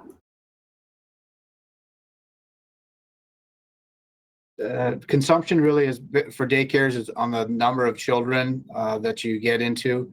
There are charts that I don't have in front of me that the province has identified and that a lot of the consultants will use for projections. I know that there are similar charts for residential use when it comes to our own cubic meter, the metering that we do for domestic consumption. Obviously, then you're going to get into, does a food preparation place use more than a daycare? And if they say the McDonald's as the example with a 50 child daycare, what's going to use more? And there are documents, I don't have them at my disposal in front of me right at the moment, but we can find that type of information out for you if you wish, Your Worship. And, I'm sorry. Go ahead. Sorry, thank you, Your Worship. Just a second here. Yeah, I guess I'm still really concerned about the, I do know that we're going to have water there in the foreseeable future. I don't know, sorry, town water. I know it's on the 4 to 5 year plan, and we'll see how it goes in the next few years. The fact that it's not instantly monitored, and that's where I'm really concerned that if you did put something in there that, yes, once town water was there, you'd have to hook up, but where is the danger zone? Where do you stop? I know for business, it makes sense to do the unlimited car washes, but it scares the heck out of me from a water usage. I know we're all on wells, and yes, we all know that people are building more houses beside us. I've gone through that as well. The average house uses significantly less than what we'd be looking at here. So, and when I look at the report that from the staff report, they're recommending that if we do go to look at something, that things need to be more identified, because I know when Dr. Shepard's original request was basically to have unlimited use and with no restrictions at all. And it seems like, at least from Dr. Shepard's words, that he's rescinded that or willing to go more with what PAC has said just recently. So, because the original letter says no restrictions on use. So, okay, so that's, I still have some large concerns with this. Thank you, Councillor Miller. Deputy Mayor O'Hara. Go ahead, Deputy Mayor. Thank you. Good evening, everyone. Thank you for being here. Dr. Shepard, thank you for your presentation. This question would go to the Director of Engineering. Would it be fair to say that most businesses would not rely totally on water for their source of income or their revenue? So this particular business is dependent totally on water, whereas a daycare would have kids in diapers, it would have water not being used continuously, and same with a hair studio, whatever. Most businesses would not be using it continuously as one would with a car wash. Is that a fair statement? The nature of the businesses in Quispamsis, the water would be incidental to their product or used for cleaning purposes or rinsing purposes. I would imagine some of the businesses, even a high water use, a dentist or something that needs regular cleaning or hygienic, may have other things that are more of a cost factor in the operation of the business than the water side of it. That's one of the great selling features with municipally created and supplied water is that and you see it in the city of St. John quite often, is that they're undervalued the product that water is, the value that it has to the municipalities. And I guess on the idea of dentistry, I know my dentist uses bottled water for mouth rinsing and so forth, but certainly well water, I'm guessing, for other purposes, potable water. To you, Dr. Shepard, when did you open the facility? Our first full month of operation was May of last year. And have you been open continuously for 12 months now?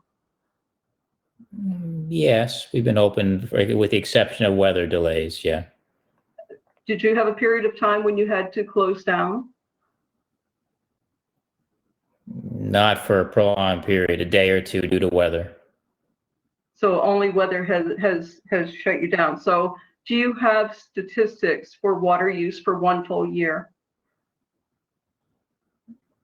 I have the amount of water I use in gallons for the first full year. Okay, so I guess this may be a silly question, but may I ask why you want to go from wells as rather than having water trucked in? Why would you want to use a well that you would like to have on your property as compared to when we first did the developers agreement 1 year ago? Why are you going to a well rather than using trucked in water, which was in the developers agreement that you want to change now? Because in the developers agreement, there were clauses there that allowed me to eventually do this. And I felt that this would be as good a time as any to go through this requested amendment process. So there were measures there in place that would allow me to explore this option. It was not a closed loop agreement. My fear is similar to the proponents who are citing reasons not to move forward. My biggest concern is that we can't guarantee. You looked at the volume of water in your observation well and your pumped well, and I believe you're probably at a lower elevation than probably most of the homes that we're talking about. There just are not guarantees, and to say that you may be on a different aquifer Certainly that may be true, but we don't know. I'm not sure how we come to an exact science in this, because certainly when I looked at the recommendations by Mr. Ryan, they weren't really, I guess, self-assuring. They weren't giving me a whole lot of confidence that a positive result in this for you would mean that everything would be okay. And I've heard from many residents who have said that their water quantity does decrease during a very hot summer. And that, as a well, as somebody on a well and as a homeowner, that scares me because my well is 250 feet deep, and I've had problems with my well. So that being said, the confidence for assuring the residents in that area within 100 meters or further, I don't think out to Darling's Island Road, but we're one of the proponents in support of this, said that he was from. But certainly from what I've read, and I've read all of the information that I had at my, that was given to us, I do have some concerns. So thank you very much. Mayor Clark. Yes, who's? Derrick Carter. I'm sorry, Mr. Carter, I can't take any comments right now. This is for council to ask questions. Oh, no, I understand. I'm not. I'm just going to stop you. No, Mr. Carter, I'm going to stop you right there. Councillor Thompson. No, I mean, late. Yes, Your Worship. Mr. Carter, please have respect here. Councillor Thompson. Yes, Your Worship. I guess I have a couple of questions or concerns. My first question is to the Director of Engineering, Mr. Logier. I do recall the developers agreement initially for WASH 66. And I do not recall that there was a suggestion of being permitted to drill, or not permitted, not a suggestion that it could possibly be drilling wells on site, a well to feed the tank. I mean, obviously there is a well for potable water, and that was approved as part of the developers agreement. But I did understand it to be a closed loop system. That's my first question to Mr. Logier. Thank you, Councillor Thompson. And just before Mr. Logier speaks, I do want to remind council that this is a time just for questions only and not opinions. Mr. Logier. Your Worship, the structure of the developers agreement was such that, as Dr. Shepherd has mentioned, there is provision to allow for an application to council with evidence of a hydrological assessment to make that application. That under those premises, that's when you would see a test well being drilled. Ultimately, that is the control that the town has, is that we would prohibit any connection to the system, and that's why this request was made. So the same as you or I would drill a well on our property is what we do with that well after we have it completed. So the control is that yes, there may be a well there for potable uses for a building or whatever, but the actual testing and the results and then what happens after that fact, that's the control that the municipality has by virtue of our developer agreement, Your Worship. Councillor Thompson. Yes, Your Worship. I'm a little confused. Are we talking, Mr.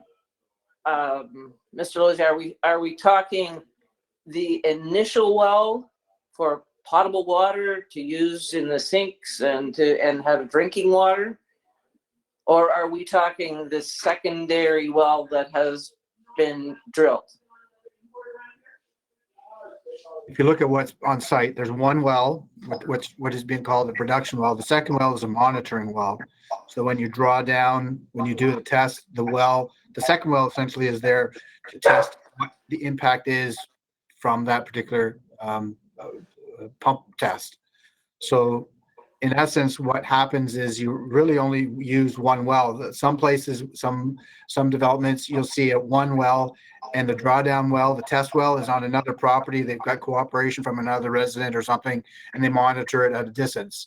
In this particular location, the second well would have been used for the drawdown testing, not as production. So one well, the single well that was drilled, could have been used with approval of the town, and that's what is being sought here today, to connect to the pump, or to the tanks, to use it for the facility.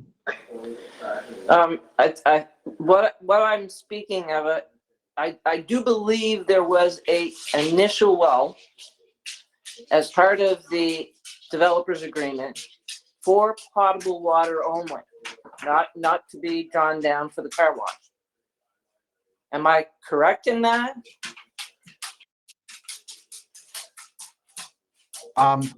That would be there, but I'm not sure, and Dr. Shepard and the municipal planning officer can correct me, but I don't think that was ever connected to the system as it sat. We never drilled a well for potable water at all. We decided to wait until we got to a point where we could explore this particular direction with this amendment instead. Yes, Your Worship, I have a few other questions too. Go ahead, Councillor Thompson.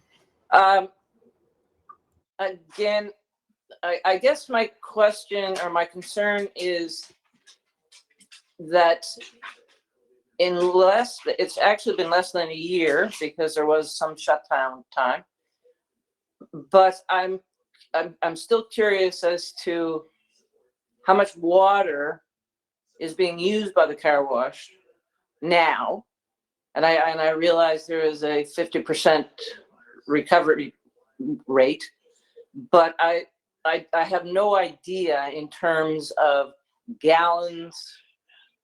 And I know we've gone from, Mr. Ryan's report has gone from gallons per minute to square metric switched over. So it's really difficult to determine how many gallons the tank holds when it's in square meters. And then we're talking about a well and what the actual well will pump. How many gallons per minute. So it's kind of moving back and forth to one. My question is, how many gallons does your recovery tank or your tank hold? And my other question is, how many times per week or on average that needs to be refilled by how many gallons? Dr. Shepard. It's a difficult one, but. So was one part of your question, how much on-site storage do I have capacity-wise in gallons? Yes. Okay. We have approximately 18,000 gallons of on-site storage capacity at the car wash. What was the other part of the question? I'm sorry. The other part of my question was how often and how many gallons are you topping up or filling up the tanks? That purely depends on volume of cars we wash, and that varies from week to week, day to day. Depends on whether that week is quite a bit of variation, to be honest, in that one. Dr. Shepherd, could I just follow up with Councillor Thompson on that? Councillor Thompson, do you have your busiest week where you've got record, maybe last summer or whenever, and the highest volume week that you had? Or could you give us an example that way, maybe? Myself? At the car wash, I'm just wondering if there was a week, like your highest volume that you had since last May. Okay, our busiest week would have been sometime over the winter with assault on the roads and what have you. I think our busiest week this winter was probably around 12 or 1,300 cars around there. So then you would times that by roughly 30 to 35 gallons, you said, per vehicle? Around 30 at that time. We were using a lower amount. We had to add more rinse. So I would say, yeah, we probably had that week. We probably took 4 trucks. We would have had some storage prior to the week beginning as well. So we probably had trying to get as much information as the highest volume that you might have used, in a week. Yeah. So, I mean, that week we would have probably brought in 24 to 30,000 gallons that week. And we were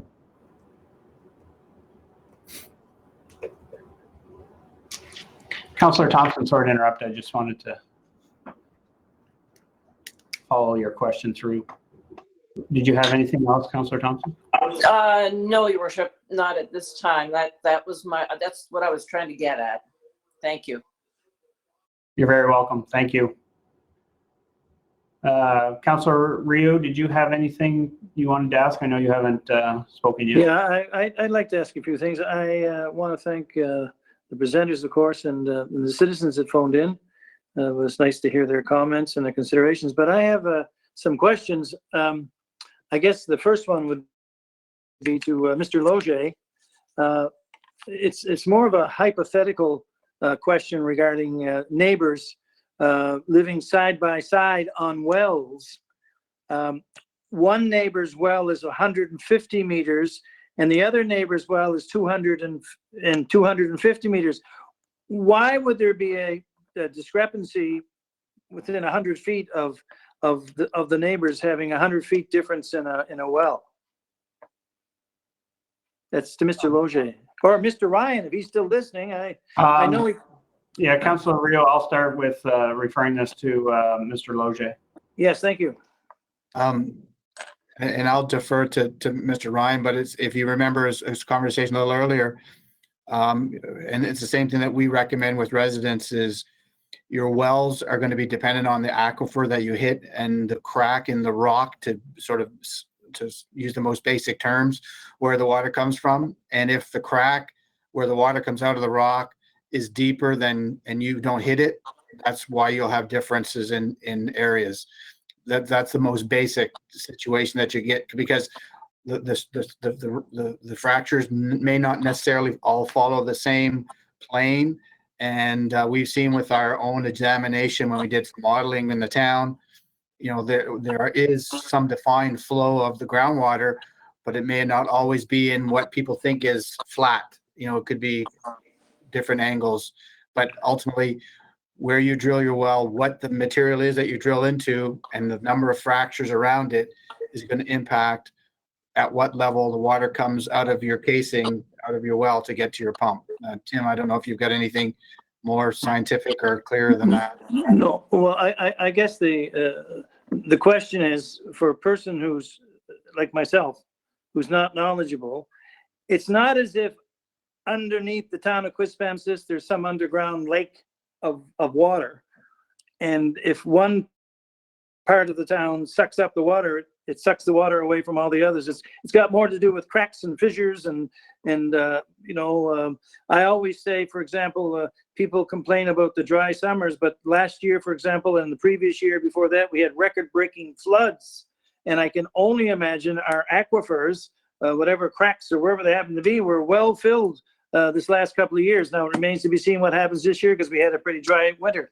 But the other question I have is, if the person who lives in one house at 150 feet and his neighbor has to drill down to 250 feet, it seems obvious perhaps that they've hit different cracks.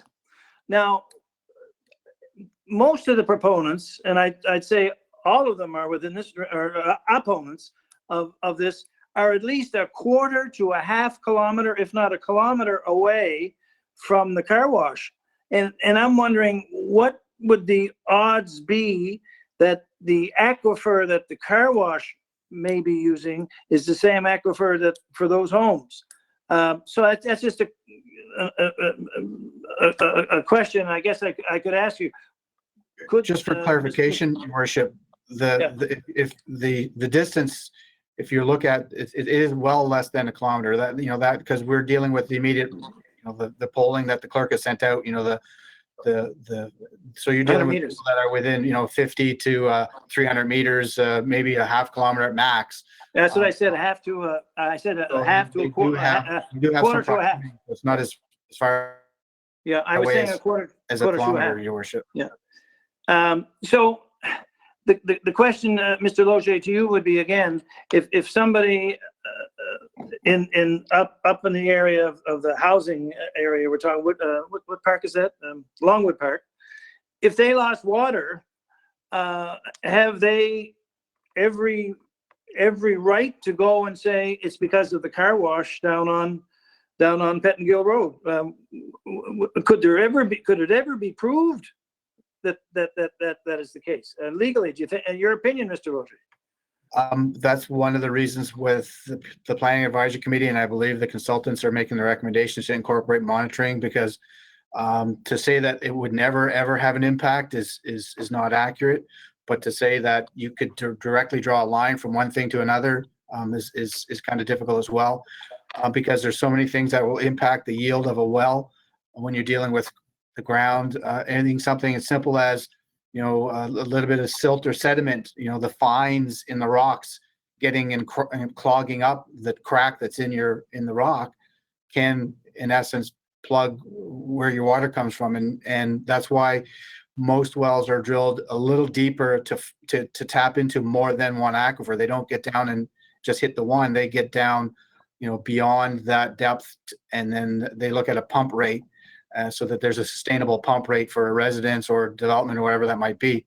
So it goes beyond just hitting the first source of water. And I believe Mr. Ryan mentioned it when he says, the trigger point or the caution point would be if you pump below your identified initial aquifer, that might be a cause for concern. If you're sitting there and say, all right, we're floating between 5 feet, 15 feet, 25, 50 feet from the top of the well, and it floats in that range the whole time, and it never gets down to your aquifer, which is 100, 150 feet down, then your recharge is there. So there are too many, there's too many unknowns to draw a line from one to another. Does it happen? And there are different things that could cause it.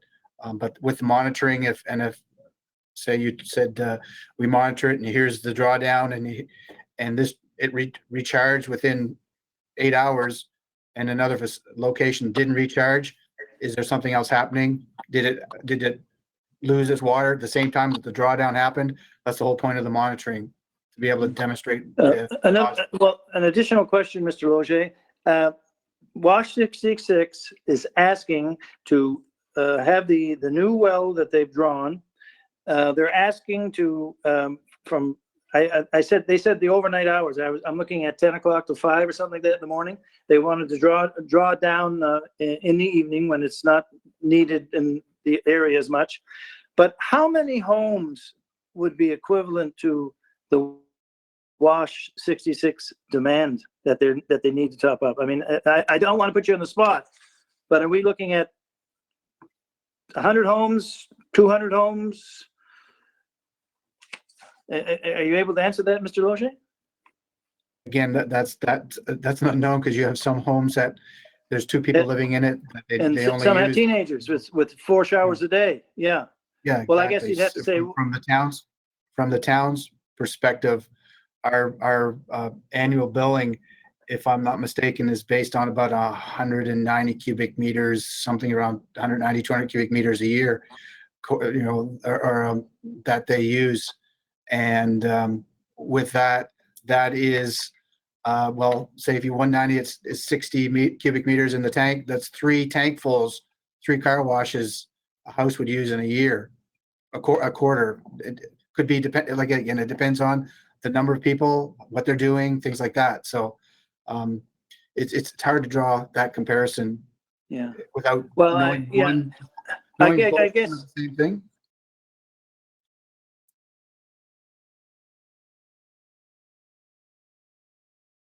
Councilor Rio, your microphone is off. No, it's clicking off on me. I don't know why. I'm trying to get an equivalency of homes. Rothsay, for example, when they put the big lake that they have there, the artificial lake, they have put in, it would appear to me, probably at least 50, 60, 70 units in there. And I know up above on the Rothsay line, which borders Longwood Park, I mean, there's been 50 homes put in there in the last 10 years. So, I mean, there's a drainage of water all the way through there, and all of them have been tested. All of them have been found to be okay.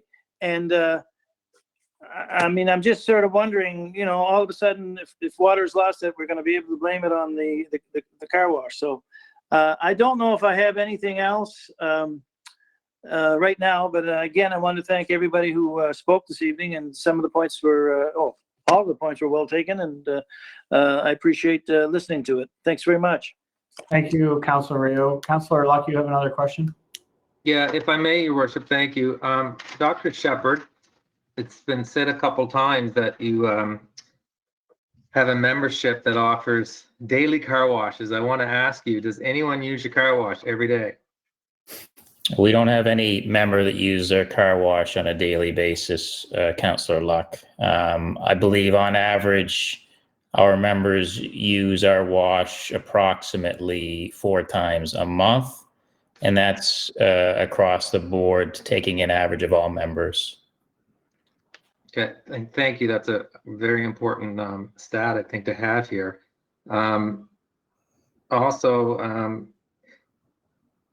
going to pass a motion here, but I think at the beginning I stuck to questions, but then I heard a couple of councillors giving opinions. I didn't know what the process was, so I just have to say that to me it's just a matter of everyone has a right to water on their property, and in this case, I think to limit the amount that someone's using is a pretty fair request. But on that note, I'd like to move that council table our decision until an agreement defining the specific terms and conditions of the amendment is negotiated and signed by Wash 66 Limited, and the agreement returns to council for review before a final vote on the request to amend the development agreement. So it's moved by Councilor Luck.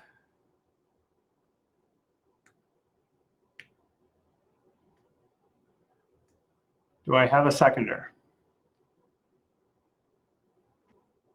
Lisa seconded. She put up her finger. Oh, I didn't hear. Sorry. Councilor Lockery? Yeah. Okay, so yes, Councilor Lockery?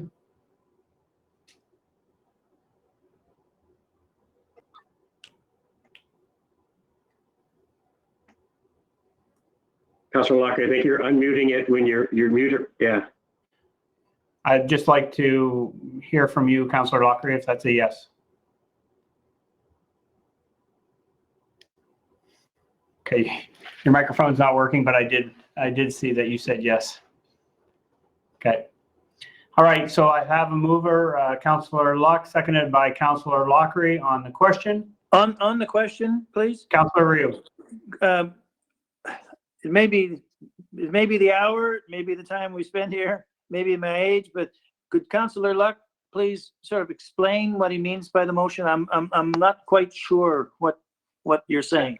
I think in essence, when I read the staff report that, and based on what was said here today, and the comments that came and listening to everyone's concerns, what was put together by the staff and the resolution is that once the town, in particular, staff of the town, come to an agreement and have a signed agreement with the developer, then it would come back with all the caveats attached to us for a vote.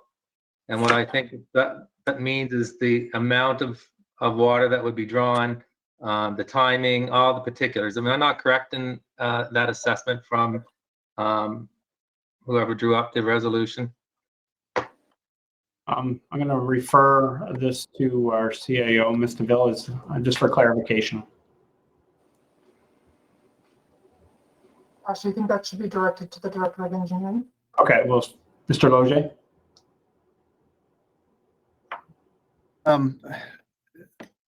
For clarification, the question again, because it's a tabling motion, so I'm not sure how much discussion is supposed to be on a tabling motion. But if you're looking at the clarification, the staff rationale is, as mentioned earlier,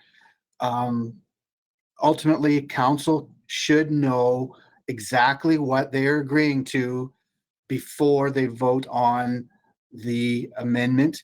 And with that, the only way that we can do that is to try to get an agreement, all terms and conditions with the applicant, so that you can see what items have been identified. Because if council inherently is not in agreement with one or all or any of the clauses, that's the time and then it is voted down when it's brought back to council. But the tabling motion, my understanding, is to prepare the contents of an agreement for council to review. Thank you for the clarification, and you're right, this is a tabling motion, so we can't have any further discussion on this. I just wanted that clarification. And perhaps then, thank you, Councillor Yu, for bringing this up. By tabling it, and I guess my interpretation of it was that I was moving this to actually just get the particulars of the agreement to come back to us. Like, are we talking that this is to be tabled till when? Like a normal tabling motion means what? That it doesn't come back? Normally a tabling motion has either a defined return date or a resolution. So once it is a finalized agreement, then it is brought back to council at that earliest opportunity, unless council says you have to have it back by the next council meeting, or, so you need either a defined reason to bring it back. Then I would like to rescind my motion, and I'd like to change it to the next council meeting. I'd like to get this done.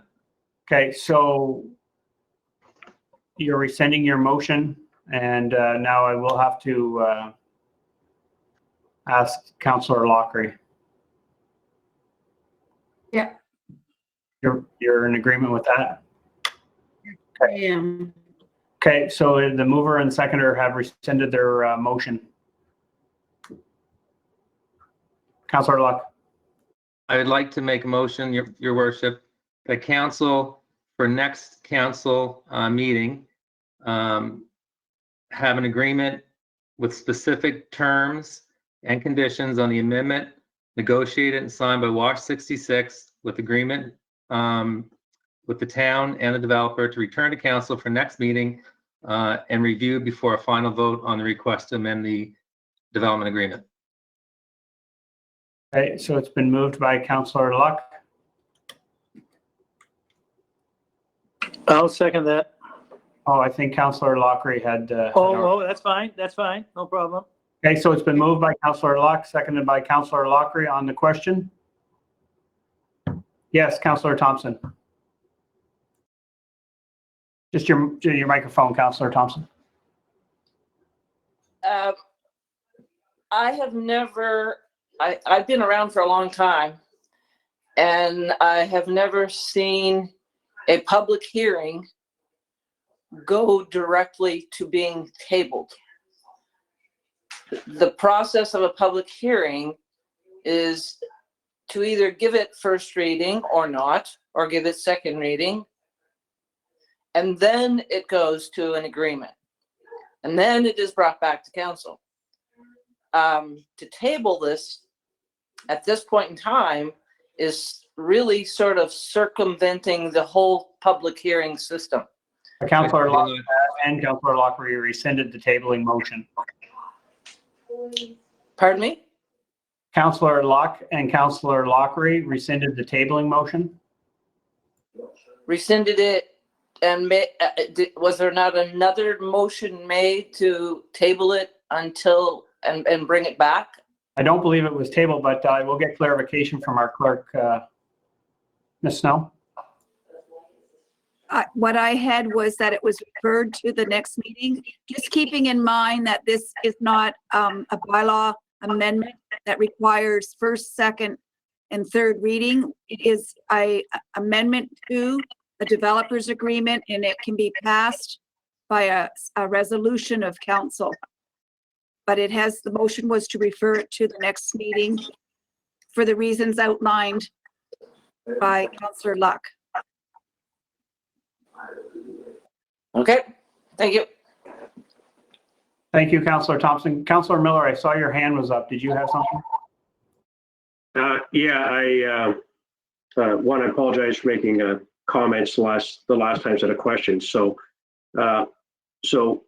we'll see what comes back, because there's been a lot of discussion on some requests, and then we'll vote finally on it next month. So everybody's kind of heard some of the challenges that have been brought up. So looking forward to see the final one, and then we'll vote at that time. Thank you. Thank you, Councillor Miller. On the question, please vote now.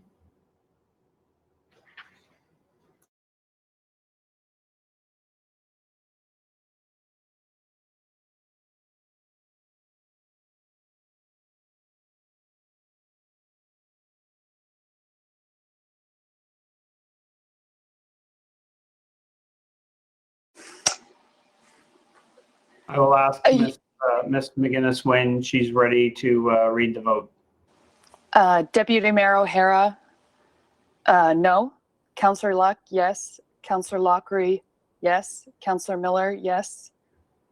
Councillor Ryu, yes. Councillor Thompson, yes. So motion carried 5-1.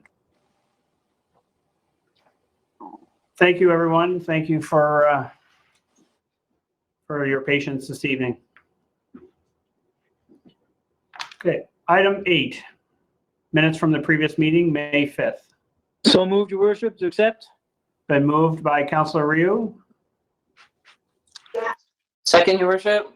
seconded by Councillor Thompson. On the question, please vote now.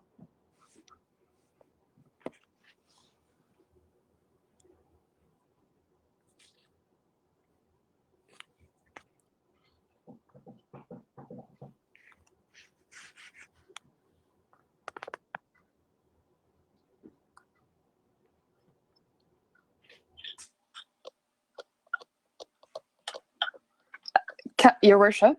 Yes. Is Councillor Olson back in the meeting? I don't see. I just got him. Councillor Olson? That's correct, Your Worship. Okay, so we just had a motion and seconder to approve the minutes from the May 5th meeting. Okay. A verbal vote. A verbal vote. Councillor Olson will be fine for this. Oh, got it. I just voted. Okay, thank you. Motion carried. Item 9, unfinished business. I do not believe there is anything. Item 10, correspondence, 10A. 10A, number 1, correspondence from Donald Cameron, request for paving of Cannon Road. And I do see Mr. Cameron here this evening, and I would welcome you, Mr. Cameron. Thank you for joining in. I just ask you, Mr. Cameron, to turn on your microphone, please.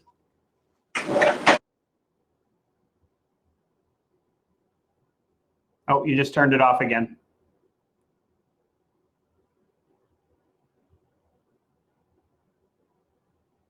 Still can't hear you, Mr. Cameron.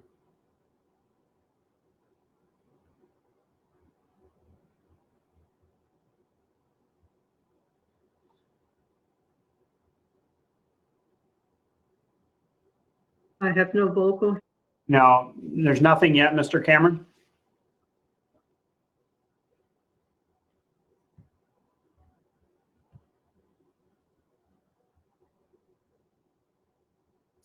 I can't seem to unmute him. Oh, there he goes. You should be good now.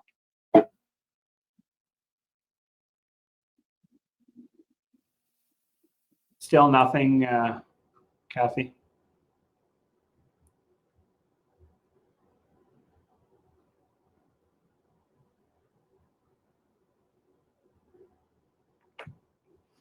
Mr. Cameron, if you can hear me, do you have a something at the bottom of your screen there for a microphone? Perhaps in the bottom middle?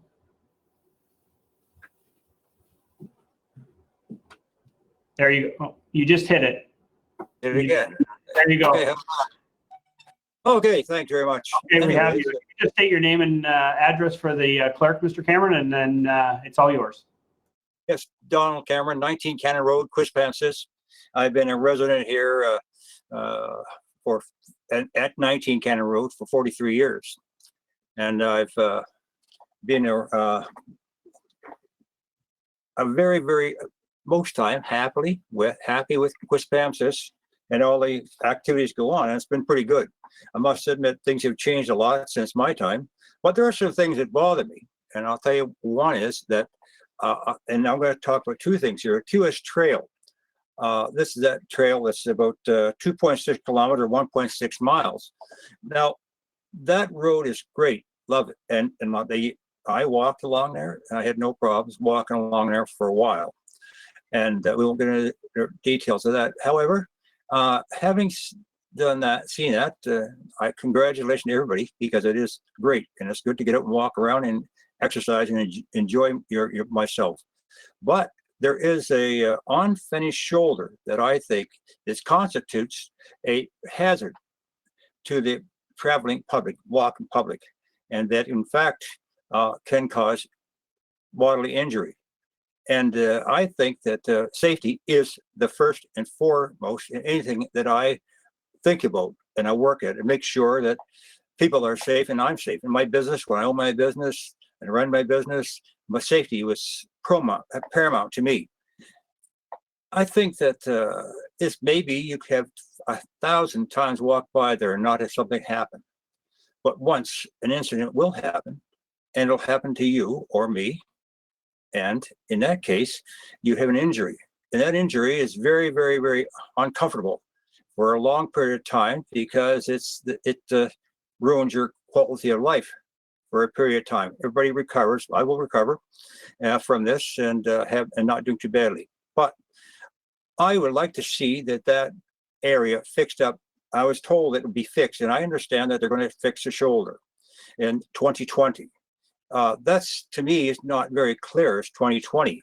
I'd like to see it cleared, that issue cleared as soon as possible, and that shoulders be built up in accord with the specification. Now, I asked if there was a specification or a standard for the trails on the shoulders, and I understood that that had been deferred to today, and that's fine. But I think, if you don't mind, if I could just interrupt you for 1 second, we're just dealing with 10A1 right now, and that was the request that you put in for the paving of the Cannon Road. I had two. One was that I actually had two. It was written down here. I had two in.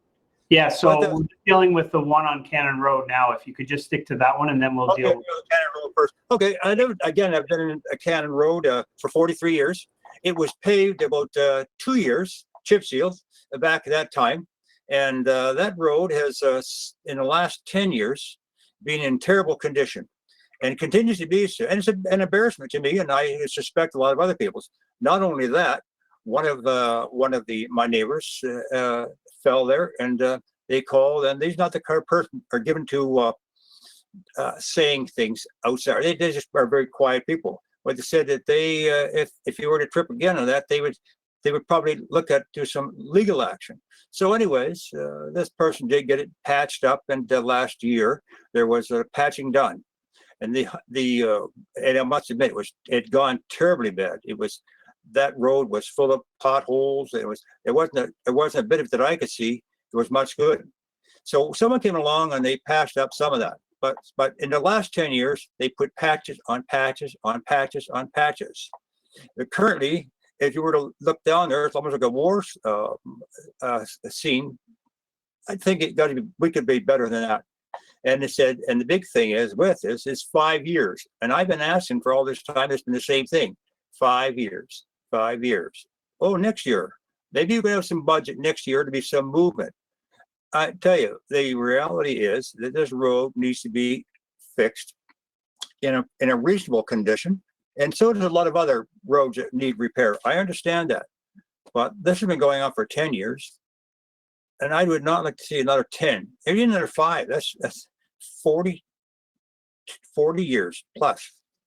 No pavement on this road has been done. And I think that's a travesty. It really is. And I'm not just me, but anybody else who's had that kind of have to walk on that street in those conditions and breaking up pavement and all of that. It's just, it's me. People can pave a road, which is 2.6 kilometers, and make it beautiful. And because the government said, oh, we got a grant. You're going to get this 2.6 kilometer of the best pavement I've seen. And Cannon Road will never ever rival this. This is really good pavement, and they get this because it's a walkway or pathway. Great. How about us? How about being a decent thing with our ratepayers and allow them to enjoy at least, and because they're all seniors now, everybody on this road is senior. They'd be nice if they could see some nice pavement for a while anyways. For me, it just makes sense. And I think 5 years down the road, and it keeps being moved. And every time I talk to someone, I just get the same thing. But people agree. They come down, they look at the road and say, it's terrible, it's awful. But everything's said, nothing's done. I mean, they come down to that road, that's what it said. Much is said, little is done. And I'm surprised I can't even get anybody to pave that thing last year. That someone came in, I think they brought something out there and they did some patching over it, and it didn't hold a lot. Right now it's breaking up again. But you got a lot of problems. I understand that, and I'm not looking to ask anything to extra. I'm just asking that there be extra consideration be given to this road that has waited over 40 years to see a decent road there, at least in the last 10 years. Before that was, yeah, okay. But how many roads last 40 years? Not one that you're building now will last 40 years. That all. Well, you got 40 years out of that. 40 years good. There's a chip seal too, not the good stuff. The chip seal. So there's my thing is this: is can you people consider at some particular point in a more timely manner than is currently set for 5 years, have that happen prior to that? Over to you. Thank you, Mr. Cameron, for your presentation, your letters, and your concerns regarding the Cannon Road. At this time, I will open it up for any comments or questions or comments from council, if they have any. Yes, Councillor Miller. Thank you, Your Worship. Thank you, Mr. Cameron. As you may or may not be aware, I'm going to flip this over to Director of Engineering in a couple minutes. But over the last 4 years, we know roads have been a challenge. We've actually even done a study that hopefully Director of Engineering can kind of allude to, where we looked at all of our asset management with Quispamsis, Rowing, now having French Village, in the old days, Ganola Point, up around Hammond River. If you drive a lot of our roads, whether it's Menas Cove Road, Hammond River Road, Quispamsis Road going down towards the Qplex, Princeton going up towards Lakefield. Over the last few years, we've been trying to get as many of them done as possible. I know that this council has been pushing for that. We also leave it up to the engineering department to come back to us and give us a recommendation on roads based on everything from age, however they do the rankings. And maybe if I could ask the director of engineering maybe to give an update on where we are, because I know in the future, we're hoping that it won't take 35 or 40 years to pave the roads, because we have done a study to look at what we'll need to do in the future to make sure that we don't get into these issues that we are now. Over to you, please, Gary. Your worship, Councillor Miller is correct in that last few years we've looked at the street inventory a little bit more closely. We're at the beginning stages of implementing a asset management plan where we can identify a rating system and a projection that will take us beyond the 5-year and into a complete asphalt life cycle. The fortunate part for Cannon Road is that is within the 5-year frame, it's actually reviewed every year to be assessed against all the other streets in that program. So to say that at this stage, it may be bumped up, it may be left in that 5th year, but what we're doing is we're looking at pavement condition, age of the road, traffic volume has a big play into what we look at as well, the number of vehicles on the street. And that's why you'll see a lot of places that a more busy street will get resurfaced a little bit sooner than a local street or acquired a residential street. The other thing that we're faced with, and Mr. Cameron hit the nail on the head, is that we've got a lot of subdivisions in the town that are hitting that 35, 40-year age, and they still have the original asphalt or chip seal on them. And we're going through that process now to make sure that we can get into that. This year we're into Longwood subdivision, which is a subdivision that was built in the 70s. We're looking at getting into that area. And what we're finding is the program that we've got now, we can get into an area and get a bunch of streets done. Council has committed to the last few years to a substantial street inventory budget, so we can try to get that. So what we can do is definitely give another assessment for the Cannon Road, get in there with our asphalt maintenance program to get some asphalt work, some patching, some pothole work done a little bit more regularly leading up to it. But what we envision happening on the Cannon Road and what we've budgeted for it is actually pulverizing the whole street. So it's not just going to be a paving, just a cap over top. We're actually going to be breaking the old chip seal up, regrading it, putting a crown back on the Cannon Road, and then getting it a surface. So that's the plan, and that's why it's identified in the budget where it is at this stage of the game. Councilor Miller, I'm not sure if you have anything else specific you need or you want to have brought forward. No, that's great. Thank you. Thank you, Councillor Miller. Mr. Logic, anything further? I'll make a motion. Deputy Mayor? I would move that Cannon Road be treated under normal street maintenance process, and we will have the works crews inspect and assign a work order for short-term maintenance once asphalt plants are open for the summer. In addition, Cannon Road will be subject to an updated asphalt surface assessment in case conditions warrant reassignment to an earlier budget year. It's been moved by Deputy Mayor O'Hara. Second. Second by Councillor Miller on the question. Please vote now.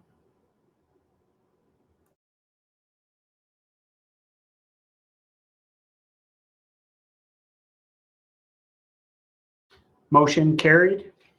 Thank you. Okay, 10.2 is the QR trail safety concerns. Now, Mr. Cameron, on to your second letter, if you would like.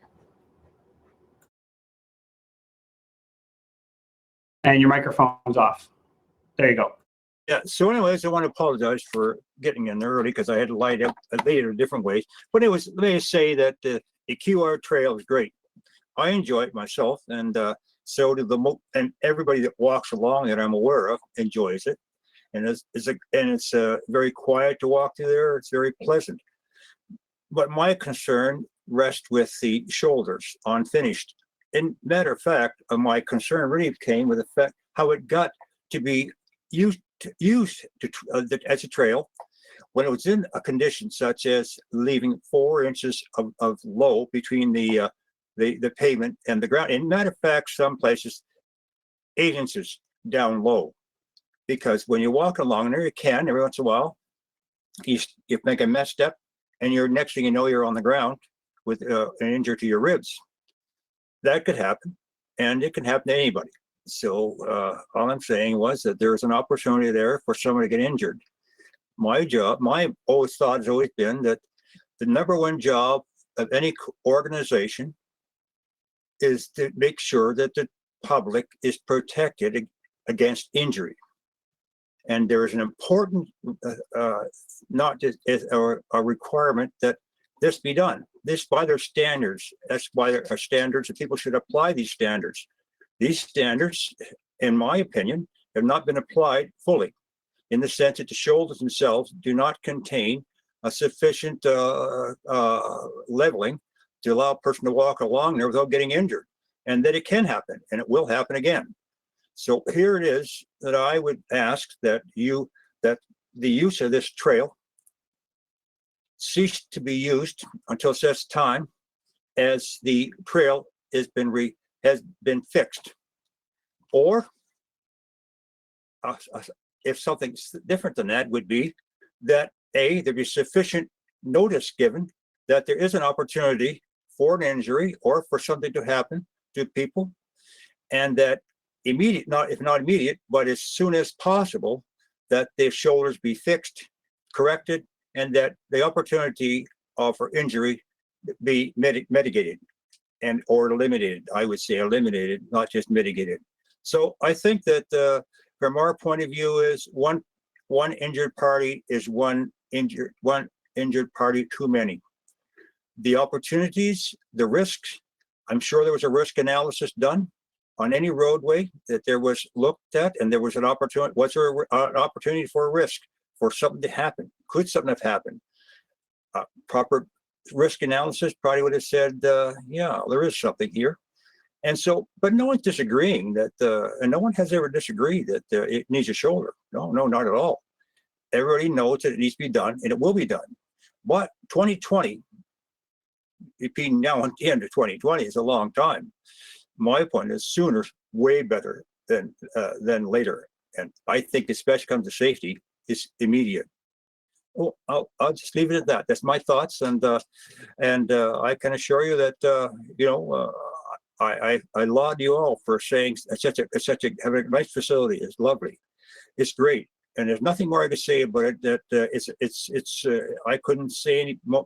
I couldn't have done any more except to make sure the shoulder was safe. The rest of it, I would hope everybody goes and walks along it and enjoys it, because it's great. And so I want to thank you for having done that. But please go to the next step, make my walk safe. Thank you.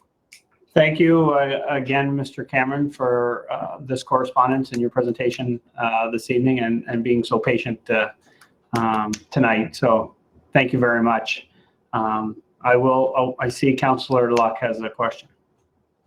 Yeah, actually, I wanted to thank Mr. Cameron for his comments. I use the trails quite frequently with my wife, and quite frankly, it never really occurred to me, because I was so focused on the trail and running on the trail and using the other trails that go off into the woods and whatnot. I'm always watching what's ahead of me and not really to the side. So when you brought this forward, I think it's important that we look at it. In fact, I'd like to, if I may, I'm sure maybe some of the councils will have something to say, but I'd like to thank you for bringing your concerns to council, and that the QR trail and your correspondence be referenced to the Community Services Department for future review. Thank you. So it's been moved by Councillor Luck. Second that, Your Worship. Second, Your Worship. Seconded by Councillor Thompson on the question. Please vote now.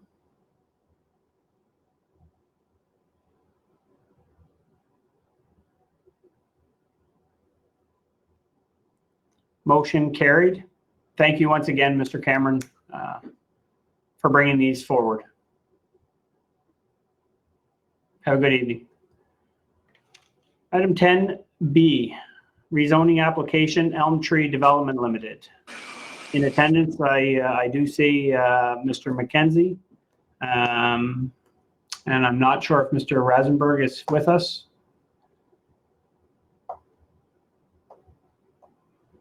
Mr. McKenzie, there's Mr. Rasenberg. Welcome to you both, and I will turn it over to you. Just a reminder that we do have 10 minutes, and again, thank you for your patience in this long evening meeting. So, Mr. McKenzie, I'll turn it over to you.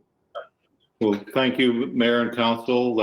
We're all doing our best to adapt to these new scenarios. I would have had this on my office computer, but it would have taken me another couple of days to clean up my office enough to let a video camera into it. So I'm in the living room, and if you see a dog go by, normal. He's in this room more than I am. We have a really exciting development to talk to you about tonight that we've called Elm Tree Hill Development. It's on a 4.17 acre lot on Hampton Road. And we've really striven to make a different type of development than what previous apartment and multi-unit developments have been so far here in Quispamsis. Since it's a multi-building development on this site, it's what we're referring to as a sort of an integrated development, which essentially means that it won't happen all at once. And it'll work its way through the system as the demand dictates. And right now, that demand dictates that we would literally do them in short order here. So, getting to describing the approach and what we've done to the land is essentially 3 separate buildings with an internalized road and drive system. And this development really kind of ticks all the boxes in terms of its location within Quispamsis. It will end up being on town services for both water and sanitary sewer. And because it's a sloping site, kind of gently towards the west and northwest, we've taken an approach to contain our stormwater management on the site on both the combination of the roofs of the buildings that are flat roofed and a retention pond that we put at the edge of Hampton Road, but are on our own property, of course, and actually made a feature out of that. So, by way of further description, our main objective has been to maintain a natural setting here. And so in order to do that, our 2 main approaches have been to put as much parking as we could in parkade structures underneath their respective buildings, and to retain significant swaths of the natural forest and greenery that exists on the site. And for having done that, we did submit a site plan as part of the package. And you can see just by virtue of the amount of green that's still on the page that this project or this development really strives to not burn up the land for use for parking use, and to keep the building footprints under control and manageable, and to create an internalized roadway system whereby it has a single connection point to Hampton Road, and the rest of the vehicular circulation is contained within the site.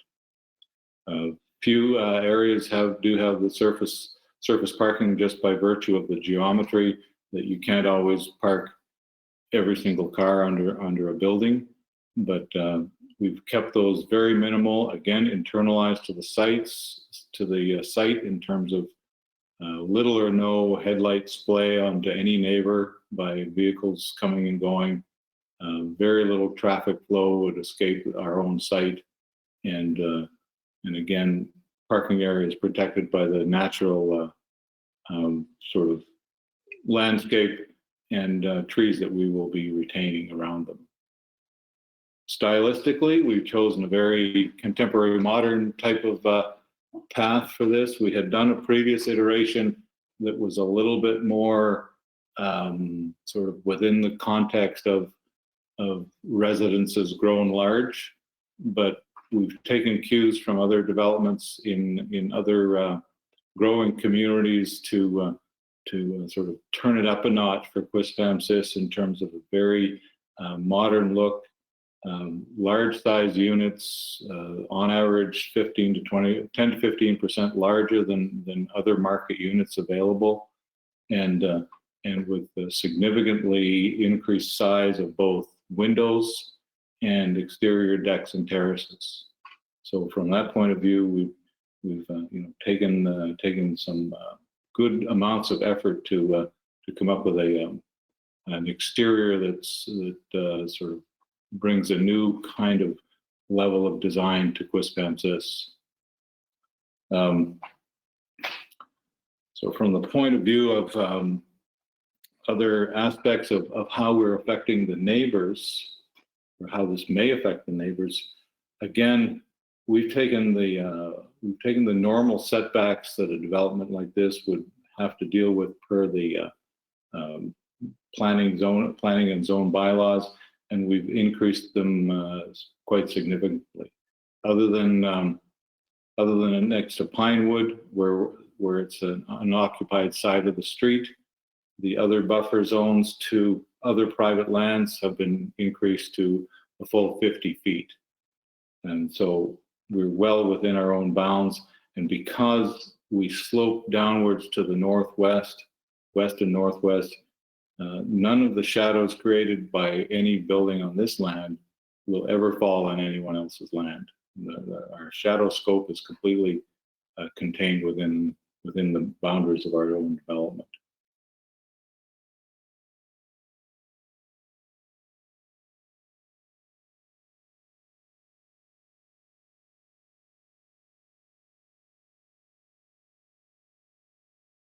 And again, in terms of light pollution and trees on Mr. McKenzie, I can't Canadian mixed forest, mixed Acadian forest. I don't know if anybody else heard, but I didn't hear anything after your comment about the won't affect the neighbors in the shadowing. I lost everything after that.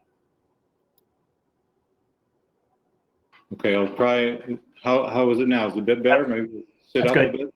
That's good. Okay, thanks for that.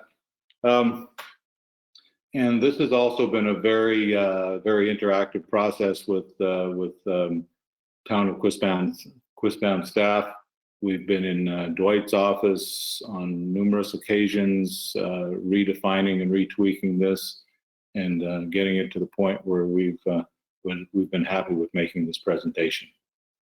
So obviously the development will require rezoning of the land, and that's our main purpose here tonight, is to start this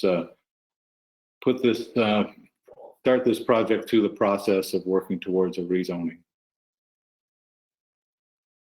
Thank you very much, Mr. McKenzie, for your presentation this evening.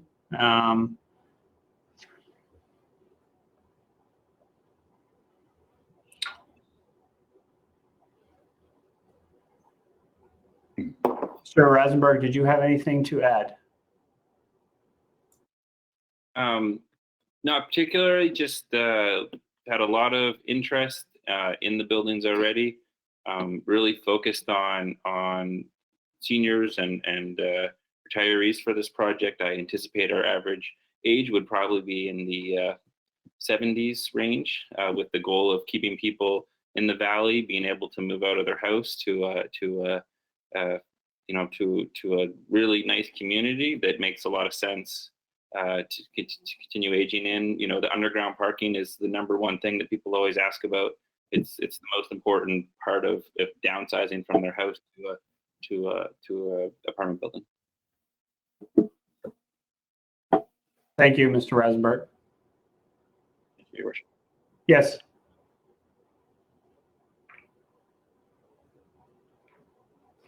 Anybody have any council? Worship. Yes, Councilor Ryu. Yes, just so we don't we can ask questions or do we express opinions? No, not opinions, but I have a couple of points that was just made. I have put down Central Park, Merritt Hill, and it seems to me, gentlemen, that your plan is a step above those two, or at least at a par. Am I correct? Yeah, very much so, Councillor Ryu. As you can see from the site plan, we've put a significant effort into on-site amenities such as the community building and a community garden patch, pickleball courts, and we've. Well, when you were talking about that, I put down the word campus. So that sounds what you're doing. The other thing was I had a question regarding clientele, and it was just brought up that the clientele that you're looking at. I mean, we do advertise ourselves as the best place to live in Atlantic Canada. It could be the best place to retire. That might be something to look at. But no, I'm anxious for the public presentation, Your Worship, and we can for the rezoning. And the citizens will have more questions, and we'll certainly have more questions. So thank you very much, gentlemen. It's so nice to see that piece of property develop. As this council is aware, and other councils and people are aware in Quispam, that since I was elected 16 years ago, just about this month, I have pushed and pushed and pushed for multi-residential housing in the community, and the last 2 or 3 years, and with your exciting development coming on board, I'll be able to leave in the next few months. Quite proud of the fact that we're moving into the 21st century as far as housing is concerned. Anyway, thanks very much, gentlemen. We do have a resolution here, to send it to the to BAC. Yep, Your Worship, I'm ready to make a motion if you'd like. Councilor Olson, go ahead. I'd move that council direct the town clerk to refer the application requesting the rezoning of 258 Hampton Road, PID 3032-7753 from single or two-family dwellings R1 to multiple residential R2 to the Planning Advisory Committee for their written reviews. Set a public hearing scheduled for June 16th, 2020, and notify all property owners within 100 meters of the subject property in accordance with the New Brunswick Community Planning Act 2017. It's been moved by Councilor Olson, seconded by Councilor Ryu. On the question, please vote now.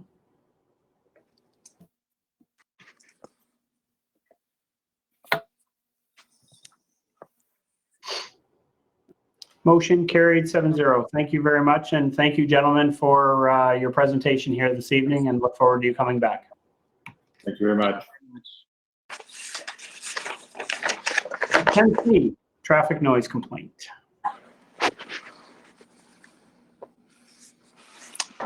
Traffic noise complaint, Gondola Point Road, Quispamsis Road, Mr. David Harris. And I'm going to ask if Mr. Harris is with us this evening. I do not believe so. Okay. I move, Your Worship, that the town seek clarification from the town solicitor as well as Provincial Department of Public Safety and our own Kennebec Regional Police Force regarding these types of noise complaints concerning truck engine retarders and modified vehicle exhausts. Been moved by Councilor Ryu. Second. Seconded by Councilor Miller on the question. Please vote now.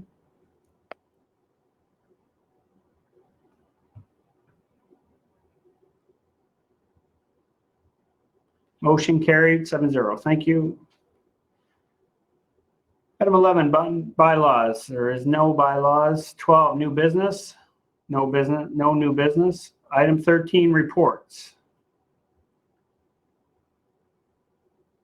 Move to receive and file reports, Your Worship. Moved by Councilor Luck. Second. Second, Councillor Olson, was that you? Yes. Councillor Olson, on the question, please vote now.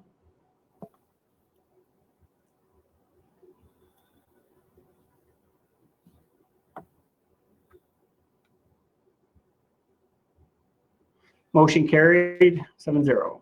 Item 14, business arising. I do not believe there was any. Looking for a motion for adjournment. Moved. It's been moved by Councillor Olson, Second, your worship. by Councillor Thompson on the question. Please vote now.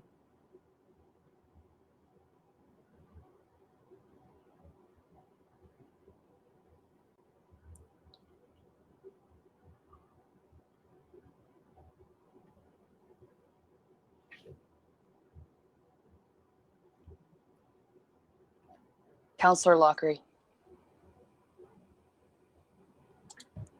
It's not coming up, so Ju- I'll just just say verb- I'm in favor. Just verbal. Yeah. Motion carried 7-0. Thank you, everyone, for your patience this evening and your participation. Have a good evening. Just a note before everybody leaves. If